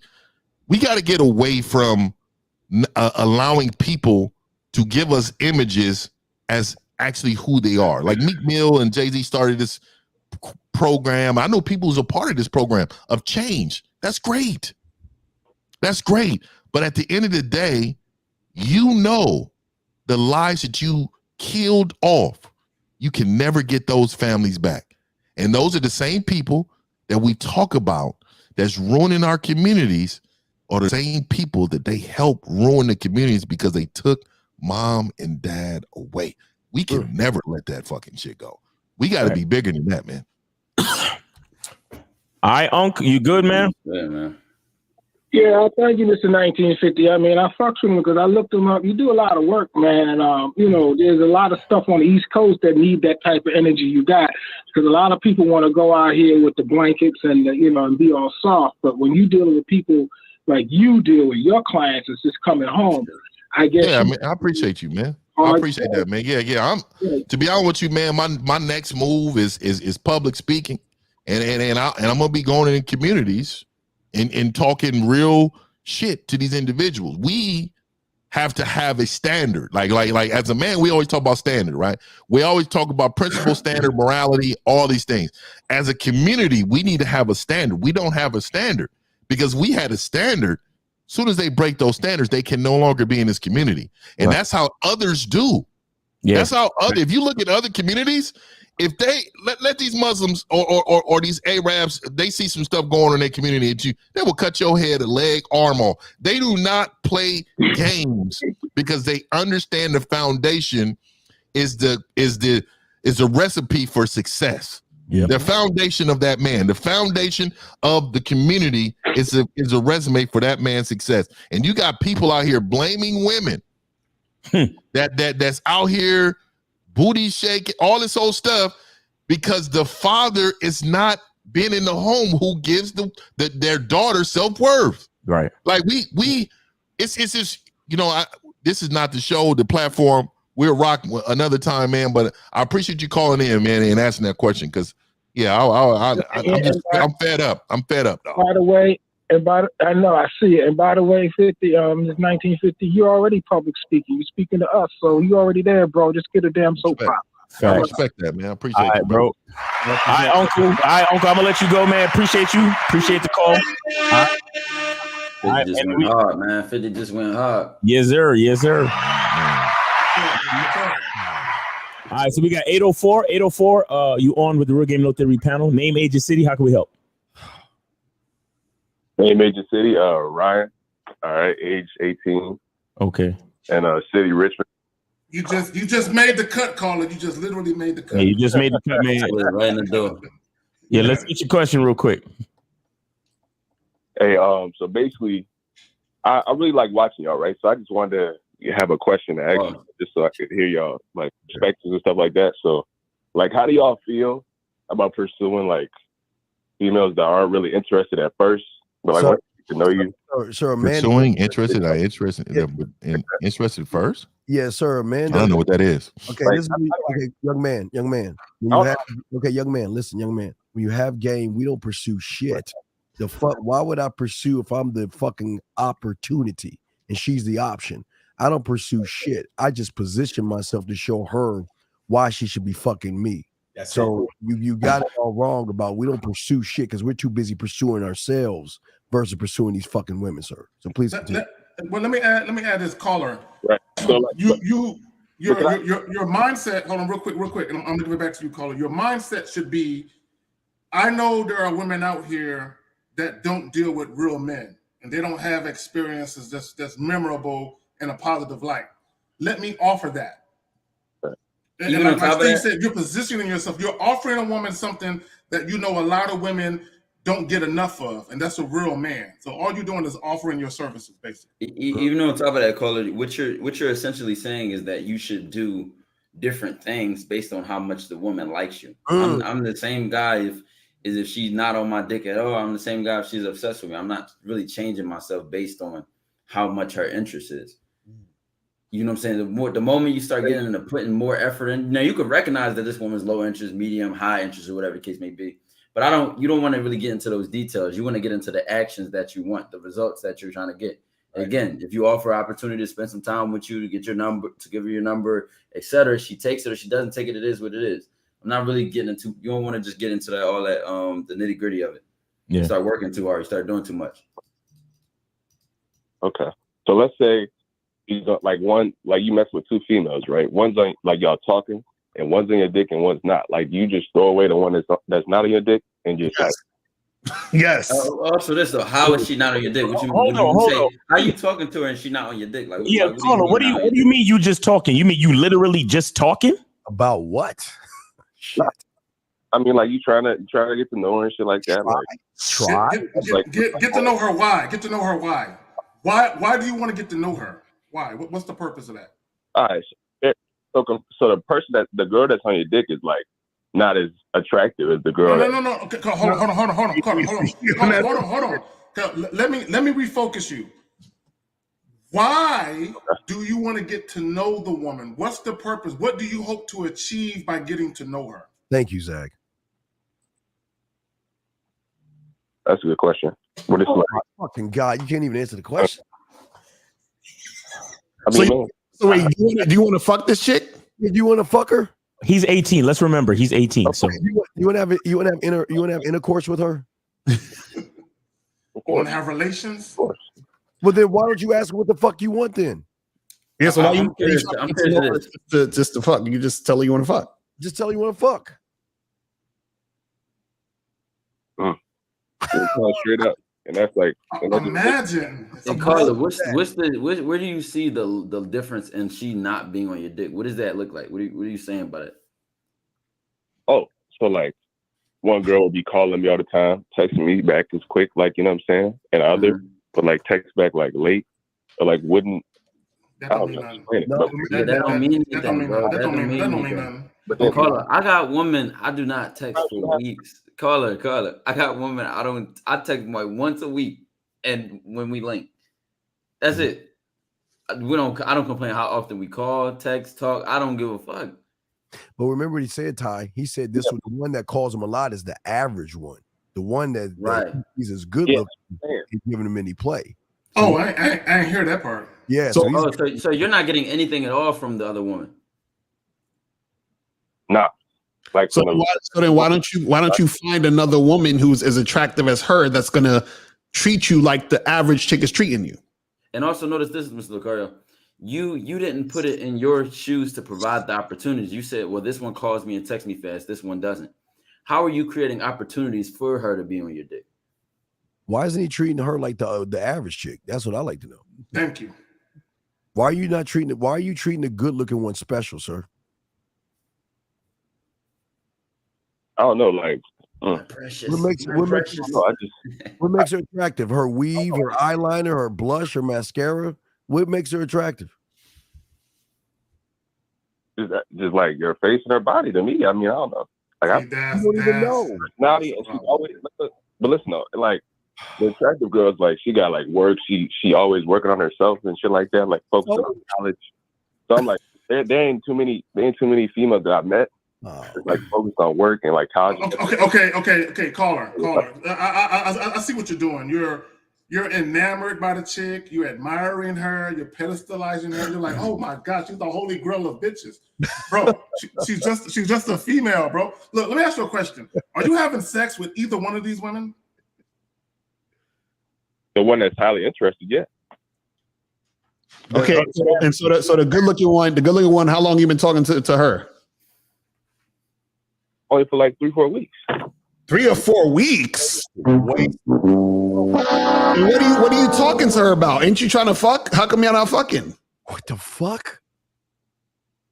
But she's always saying like she's doing work or something like that, which is obviously a red flag. I told you they'll make time. She just caller. Let me ask you a question. Do you understand that the time that you put into calling her and then her telling you, hey, I'm busy, I'm doing some work. You know, that same phone call, you could have hollered at another bitch. Right. Like, you're right. Like what city 100%. You say what city you in again? Really another city. Richmond. In Richmond, Virginia. God damn it. What are them sisters? Nigga. So you wasting 3 fucking weeks talking to this bitch when you could have been hollering at other ones in Richmond, motherfucking Virginia. He has no self-worth. Bro, I don't give a fuck. If you wasting any time hollering at a bitch that's not responding to you, you a dick. You're a fucking idiot. Let me ask some questions. So the average girl that you smash, how long it took you to smash? Like 2 weeks, to be honest. 2 weeks. Damn, this dude be doing a long game and shit. So if it took you 2 weeks to smash, why are you waiting more time for the other chick? Exactly. Oh, we know why. We know why. No, caller. Listen, if your game was tight, let's just say you the type of nigga that give bitches 2 week notice. This quote unquote pretty bitch that you so interested in, you would have stopped talking to her 7 days ago. You get what I'm saying? Right. Yeah, I do. Right. Damn, man. But we got to remember he's 18. Caller. You're 18. You're still young. Now, when I was 18, I was way ahead of where the fuck you at. But this is what I would say to you. No, bro, you a late bloomer. You're a late bloomer. But it's cool. And I'm not talking about you're a late bloomer as far as fucking. I'm talking about you're a late bloomer as far as understanding. This is what I would say to you. When a woman is sexually attracted to you, she makes everything easy. Bro, it's so easy. You question whether or not this shit is for real. Like, goddamn, this shit is right. Put this shit all in my goddamn. Sometimes it's unbelievable because it's so easy. You're like, I ain't even have to really spit no game. I ain't have to say nothing, and she just put it all on me like that. Right. Real quick, this woman that the guy she's fucking, you know what he's doing? He's putting his dick on the table and say, come get this dick. And if you ain't got no time, don't waste my motherfucking time. You're dismissed. And I bet you should be knocking on his door. But exactly. And are saying you're coddling her, you even cutting her fucking bread and making dinosaur shapes and shit, trying to make her feel safe and warm and cuddly and shit. I don't understand you surface dwelling motherfuckers, but you know, and she fucking right. But see, I understand you got the disease called the modern male, and we've got to find cure for it because it's worse than COVID-19.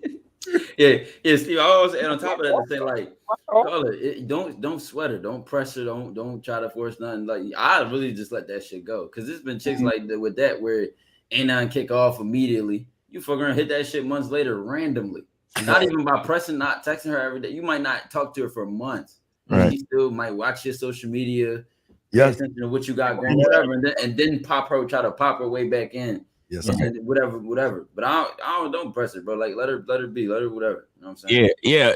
Be like, hey, I'm gonna get pretty busy too in the coming weeks and months. So if you feel like it, reach out and then leave her the fuck alone after that, man. Next time you text her that shit and then leave her the fuck alone. You hear me?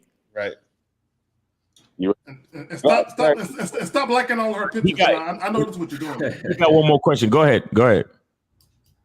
So like, I already know your answer, but I'm still asking. So it's like, how do y'all like throw a girl away like that? That's like, what. Do exactly what I just told you. Do exactly. They say they throw a girl away. This nigga say throw a girl away. No, wait. Call it. You're not throwing her away. She's going on the bench. Right. She's going on the bench. She's not cut off. Y'all not gonna hate each other and all that. She just on the bench. Hold on. Oh, we got little Steve. We got little Steve in the motherfucking good, man. We got little Steve in the good, man. What's up, youngin? What's up, youngin? I thought that was a filter or something. I was like, yo, caller. Like Steve just got 30 years younger, man. Yeah. Caller, listen, man. You don't throw no girl away. If she acting like she's not interested, you just be like, hey, I'm about my business. If you change your mind, you got my number. That's all you say, bro. And then you keep. Caller, Steve's son is here. You want to ask Steve's son a question?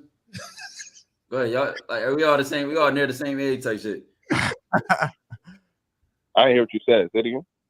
Steve's son is here. We all near the same age. You want to ask him a question? Steve's son. Yeah. Hello, I'm Brian, Steve's son. Heard there was something about some young girl. I'm 22, so I'll offer, I guess, my worldview. He said one girl not interested. He said one girl not interested, and she not texting him back fast and calling him as much as the other girl. So Brian, how would you handle that? How would you handle that? Carla, that's the situation, right?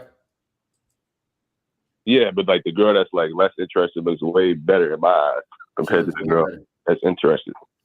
Looks wise. So he's saying the girl that's not interested in him is the hotter girl. That's it. He crying over it. Well, all right. So what's got you wanting to even entertain this other girl who's hitting you up, but you're not really attracted to, or at least not as attracted to? All right. So like the girls that I've talked to, like they don't really have like a plan for their future and nothing like that. They just be around. Like the girl that basically is least interested in me. She got like everything going on. She got a job. She's working on college, shit like that. So I just thought like that's like attractive to me when like a girl like is working on her shit and stuff like that. So that's why I'm trying to like pursue that. He lying. He don't care about that shit.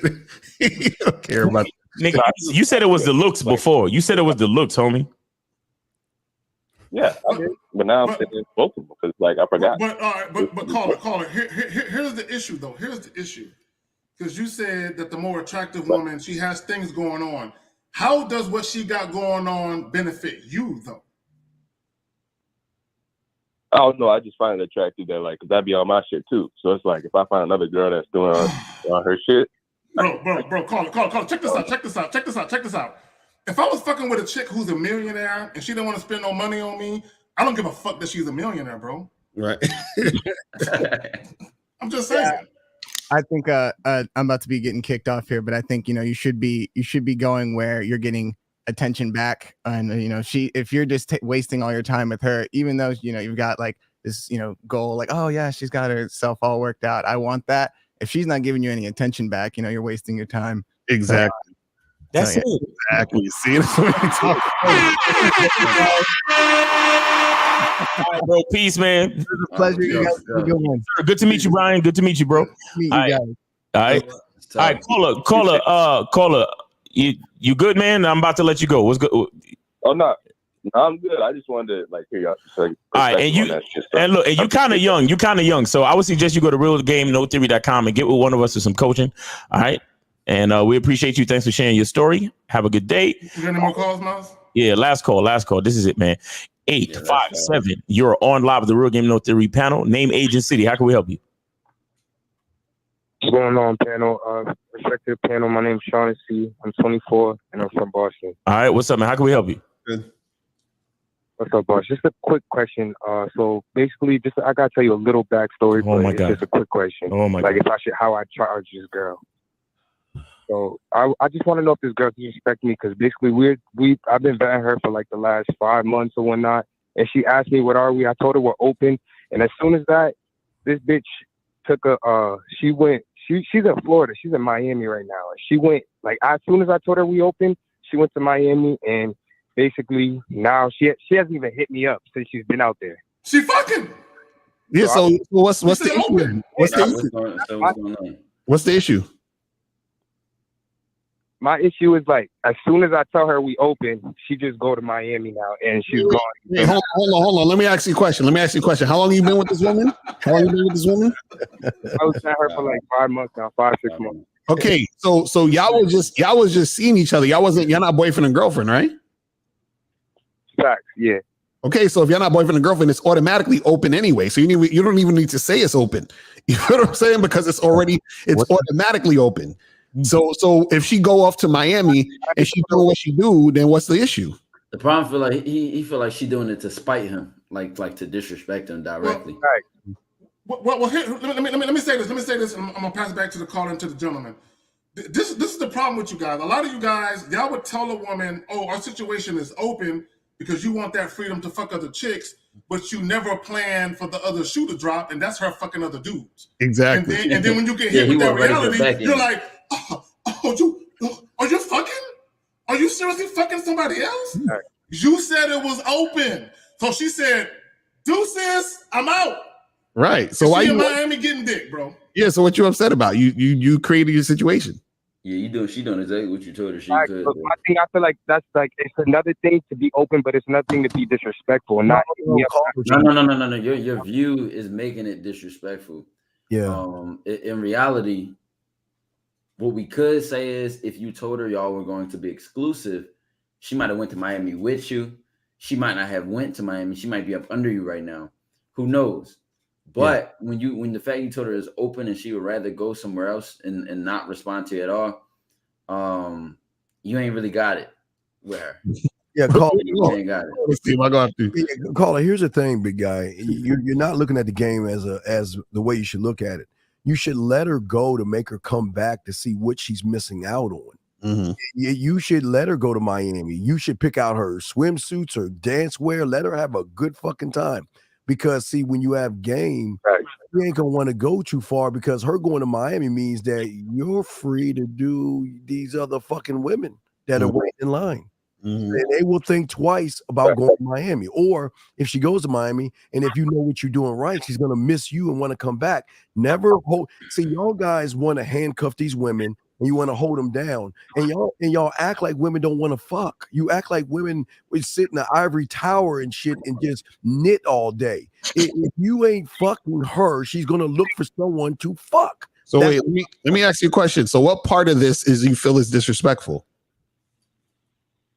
The disrespect really for me, it comes from like her going out there and not going out there, but her basically being out there and not hitting me up one time, or just like she left like and didn't say nothing. Did you call her? Did you call her? Did you try to text her or call her? I have not called her since she told me she was going to Miami. And that was like 2 days ago. Okay, so wait. So you didn't call her either. So you being disrespectful? Nah, but my thing is like, what isn't she supposed to be on? Like, you feel me? She was, okay, call her. Have you ever said this to your girl? Listen. I want to know that when we travel, I just want to know that you're safe. Hit me up when you land, so I know your plane landed safely. Did you say anything like that to her? Nah, I didn't. Yeah, you're not setting no rules because you're not a man. Right now, you're responding like a male. You're not setting rules. You know why? Because the moment she said she was going to Miami, he was already in his. He was already in his fucking. Yeah, you already pissed at her. Just be real, bro. He was pissed that she was even going. Right. And hold on, Miles. She told him he was going. Yeah. So that gave him an opportunity to say exactly what you just said. Exactly. So after she told you she was going, what did you say? Yeah. When she told me she was going, I was like, damn, like you got money to just do that shit. That's crazy. I told you you was Bro, you a cornball, man. No, that's corny. That's corny, Carla. Hold on, Carla. I ain't gonna roast you. Are you proud of the way you handled that? I'm really not. Now that I'm talking to y'all, I'm not. Yeah, bro. That was bitter. That was like spiteful and sassy. Whenever a woman tells me she's going out, you know what I say to them? Be safe. Have fun. Right. I gotta ask him something real quick. So throughout this 5 months, was there ever a time where y'all texting and calling each other every day? Yo, I'm not gonna hold you. In the beginning, yeah. Then I found out who the panel was, and I learned that's just not the shit you're supposed to do. So I tried. So y'all wasn't texting each other every day after a while, right? It was kind of like I hit you up, and this week we hang out, stuff like that, right? Yeah, once I started smashing, for sure, yeah, I stopped all that texting and calling. Exactly. Okay, so it's the same thing, bro. The same thing is happening. She's in Miami. Where you at? And it's just only been 2 days. Yeah, I'm sure y'all had 2 days where y'all didn't call each other at some point. We're correct? Yeah. Right. You just mad because she in Miami getting dick. Exactly. He mad that this is she called him and he heard this. And let me also say this to the caller. See, when you found out she was going to Miami, you was already giving her the 3rd degree. Right. So of course she ain't gonna call you because she don't want you to ruin her fucking good mood. Exactly. Like, I'm not gonna talk to him. I'm trying to enjoy myself and get this dick out here. Exactly. And she don't want you to fuck up her mood. Yeah. Caller. You know how I know you in your feelings? Because when you said it earlier, you made it sound this is how you made it sound. Like when she said, what are we? How what our relationship is like? And as soon as you said we're open, you made it sound like she dashed to the fucking airport and just got any ticket to Miami. But I know it doesn't work that way. She must have had a plan and bought her ticket in advance, homie. And what you were supposed to do was say, hey, have a great time in Miami. And, just because I care about you, when you land, let me know that you got there safe. And she would have hit you up, let you know that she got there safe. And then that would have been the end of it. Right. And then let me know when you get back. And then when she get back, you be like, yo, I'm trying to smash. When are you free? Blah, blah, blah. And then you just continue on with life as usual. But you're in your fucking feelings. Let me tell you something. Bitches is gonna get attention and dick and all that other shit. They gonna get it, bro, no matter what you do. Yeah. So get out your fucking feelings and understand that it's a reality of the game. While she's in Miami, guess what you're supposed to be doing? Hollering at the bitches around you. That's what you're supposed to be doing. But he's not. And that's the problem, man. He said, this is unfair. It's supposed to be an open relationship. She fucking, but I'm not. Right. And he feels some type of way about that type of shit. And that's the issue. A lot of guys, they be talking all that shit, but then when it comes down to it, they feel some type of way because they're not on the other side of the spectrum getting they shit popping, and they know the girl is getting her shit popping. So it's like, oh shit, like what did I just do? But this is the problem with this situation. This not even your girl, bro. So y'all aren't even together. So now you acting like a jealous boyfriend. And you're not even a boyfriend. Like a husband or some shit. I mean, I didn't try to show her. I didn't try to show her that energy though. That I was jealous. I was just like, yeah, all right. You are showing that. You did. I asked you what you said when she told you she was going to Miami, and that reply told her that. Damn, you got money like that to go to Miami. This is the thing. You know why I don't respect it? Because you care and you're hiding it and fighting it, and now it's coming out as some bitter like hatred towards her, rather than you just saying, no, I don't want you messing with other guys. I don't want you out here doing all this. Rather than just keep it real, you'll rather be bitter and hateful and spiteful and like ill towards her. Just keep it real. If you fuck with her, you in your fucking feelings about her, and you don't want to fuck with her. Be honest about it. Yeah, you can't even be real. He's acting like she's doing him dirty. And no, she's just doing her, bro. She's doing what she wants. You told her she can open, she can do whatever she wants, and she did it. And you said, oh, well, enjoy yourself. Like, come on, bro. Do you see that you're the woman in nasty, all that? Yeah, come on. I'm saying basically, y'all wouldn't charge her because she didn't do nothing wrong. She didn't do nothing wrong. Bro, she doing what you told her she could do. She asked you. This is the thing, Miles. This we don't realize. She asked you. Right. And then did it. Right. You see what I'm saying? You see the difference, Carla? Yeah. Yo, the only way the disrespect would have been, I'm gonna do what I want anyway. She said, "What are we?" So I can understand the boundaries and the respect between us, and what is right or wrong depending on what we are to each other. Facts. If I'm your girlfriend, there's certain things I will or will not do as your girlfriend. If I'm open and we are free and there's nothing beyond that, then there are things I can and cannot do. You see what I'm saying, Carla?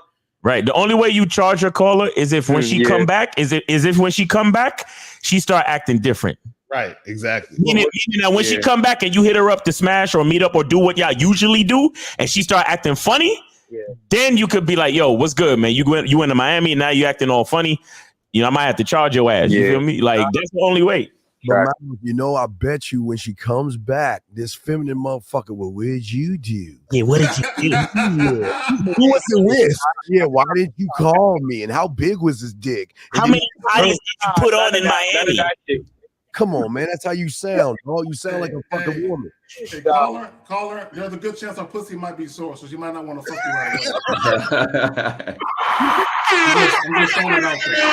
That's a fact, though. Yo, you know he gonna try to set something up as soon as she land. As soon as she land, he gonna try to set something up with your bitch ass. You know you gonna come over to my house right now, right from the airport.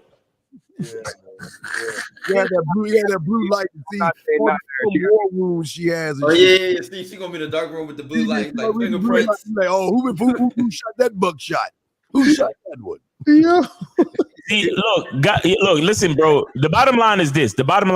You cannot, if a bitch is a free agent, you can't get mad at her doing what she's doing. If she's doing things as a free agent, then she's doing things as a free agent. Now, if you created some type of boundaries or some type of rules, or you had her sign a contract, which you didn't, only when she signed a contract does she have to keep the agreements inside that contract. You didn't do any of that. You understand? You didn't even set up a courtesy contract, like to say, hey, when your plane lands, let me know that you're safe. Like, that's just regular ass shit, and you ain't even do that much. Why? Because you're not focused. Like, you're not man. You're not on some man shit, bro. You're just you're just trying to, like, you're very immature with the shit, bro. But maybe it's the culture. Be safe. Bare minimum. Didn't even tell her to be safe. I'm with Miles on that. Call her. I'm with Miles on that. That's like a cup of water at the door, bro. Like, exactly. You living like a barbarian, brother. You living very barbaric. Yeah, but he's got all his eggs in one basket. You can tell he ain't got no other bitches. That's why. Exactly, Steve. Exactly. So what he's doing? No. That's why I said Carly should have did with it. All right, listen. No, have fun in Miami. Like that shit. How many women are you talking to? How many women are you smashing right now? Wait, hold on, Miles. Let me key you up. Hold on, Carly. Go ahead and tell us how many fucking women you have. Go ahead. Yeah, how many women you smashing right now, Carla? I'm smashing 2 right now. Her and the other girl. Why the fuck you lying? Why you always lying? Oh my God. Stop fucking lying. If you're fucking other women, then what makes this woman so special that you worried about what the fuck she doing? Are you worried? Hold on, caller. The other chick you're supposedly, allegedly fucking, are you worried about what she doing? No, that's why I told him we're open, Zach. But listen, Zach, my thing is, I feel like it's just a respect thing. Like, if you get up there and hit me up, you know what it is. You're supposed to hit me up, tell me you land. You didn't. Wait, hold on. She's supposed to do what? Isn't she supposed to tell me she landed? Like, what's up? How you doing? No, that's not. Listen. Understand this. That is not your girlfriend. So now she don't have to do shit. So now what happens is, because y'all just hooking up and y'all seeing each other, if you want her to text you when she lands, guess what you got to do? You got to say that to her. Hey, when you land, text me. Yes. If you said that and then she didn't, then you could say, okay, that's kind of disrespectful. Do you understand that? Yeah. Damn. He thought they were official. That's what he thought. I don't know what to do. Nah. Can I ask something real quick though? Yeah. So basically, yesterday I was in the club with my boys. It was it was a crazy with your loser friends. But that's not really my thing. But I want to ask, does the approach ever change for white girls? What? Hold on. Why would it? Why? Because I went like 1 for 10 yesterday. Well, you a 1 for 10 type thinking, nigga, man. No, but I just never it's just harder for me to bag the white shorty than it's not. Bro, listen, white girls go the easiest. Damn, dog. Wait, caller, where do you put white girls on the list? Are they the baddest, or where they at on the list for you? Nah. I'm black and Spanish and Cape Verdean first. Black, Spanish, Cape Verdean. All right. So you say you went 1 for 10? Oh, Jesus. Yeah, something like that. Something like that for sure. What's wrong with that? Yeah, what's wrong with that? What's wrong with that? That's not bad. I'm not wrong with it, but my thing is damn, I'm white. I don't know if you're just supposed to say more. Weller. Okay, you have the disease called the modern male. Yeah, he's in his feelings. Well, you need it. Yeah, you are definitely in your feelings, and you're making everything about a race of a woman. Let me ask you a question. Is the letter A the first letter in the alphabet, sir? Yes or no? Yes. Does A have to change itself for anybody, or do you have to learn it? You have to learn it. Right. Is A the letter A in winter, spring, summer, and fall? Yeah. Is A doesn't mean if the woman is black, white, green, or orange, is the letter A still A, sir? Yes. So then why do you okay, what is a light bulb moment? What am I trying to tell you? It's like B letter A, nigga. All right, call it. Yo, I'm gonna let you go, man. That's it, man. We on analogy, man. Appreciate you. Hope your girl come back from Miami safe and sound. All right, take it easy. Don't try to fuck her right away. Give her a couple of days to put an ice pack on her shit, nigga. Yeah. Man, we good on call. Motherfucking air out a little bit. Yeah, it's 2:30, so we going. Yeah, y'all niggas, bro. Look. The Eagles gonna play later, so I gotta watch the winners play. These niggas is trying to be you, L. I want an open relationship. I know that's right. But these niggas ain't prepared for the chick to buy an outfit that she never wore for him before. Ooh. They ain't prepared to where the chick wear her hairstyle different for another nigga they never seen before. They ain't prepared for a chick to be more excited about fucking another nigga than them. They ain't prepared for the reality. You know what the funny part is that a lot of these dudes don't get this. If you worried about what your chick is doing, you should not be in an open relationship. Because the reason why I'm never worried about what my chick is doing, because I'm always focused on me. You understand what I'm saying? So what happens is that I'm too busy doing my shit that I want her to be doing her shit. So that gives me more room to do my shit. You see what I'm saying? So a lot of niggas don't understand that. You see what I mean? So a lot of dudes, what they do is they're on this thing where I want to fuck a bunch of girls, but I don't want none of the girls I'm fucking to be doing nothing else. And they can't even do that because they can't even deal with one woman and manage her correctly. So how the fuck you going to do that with multiple women? And the thing is this, if you like sex and you want women who also like sex because that's how they're going to fuck you, right? That means you need a woman with a high sex drive. If you thinking that you're going to be fucking a bunch of women and they only going to be fucking you, that means that the chick's got a low sex drive, which means you ain't going to get no sex from them like that anyway. So you can't have it both ways. Either you're going to be the nigga that's fucking a bunch of women, right? And you say, okay, if we going to be open, this is what it's going to be. Or you also have to stay your ass on some monogamous shit. And that's it. He means be the letter A. Exactly right. All right, guys. Listen, go to realgame.notheory.com. Get with one of us for coaching. Shout out to all the callers. Shout out to everybody in the chat. Man, it's just lovely how the callers always end up like exemplifying the topics, man. It's crazy, right? That's a fact. Crazy how it happened. Even the very first caller exemplified that shit. But again, appreciate everybody for being here and check us out next Sunday, 12 noon. God willing. Let's get it. All right. Peace out. Peace.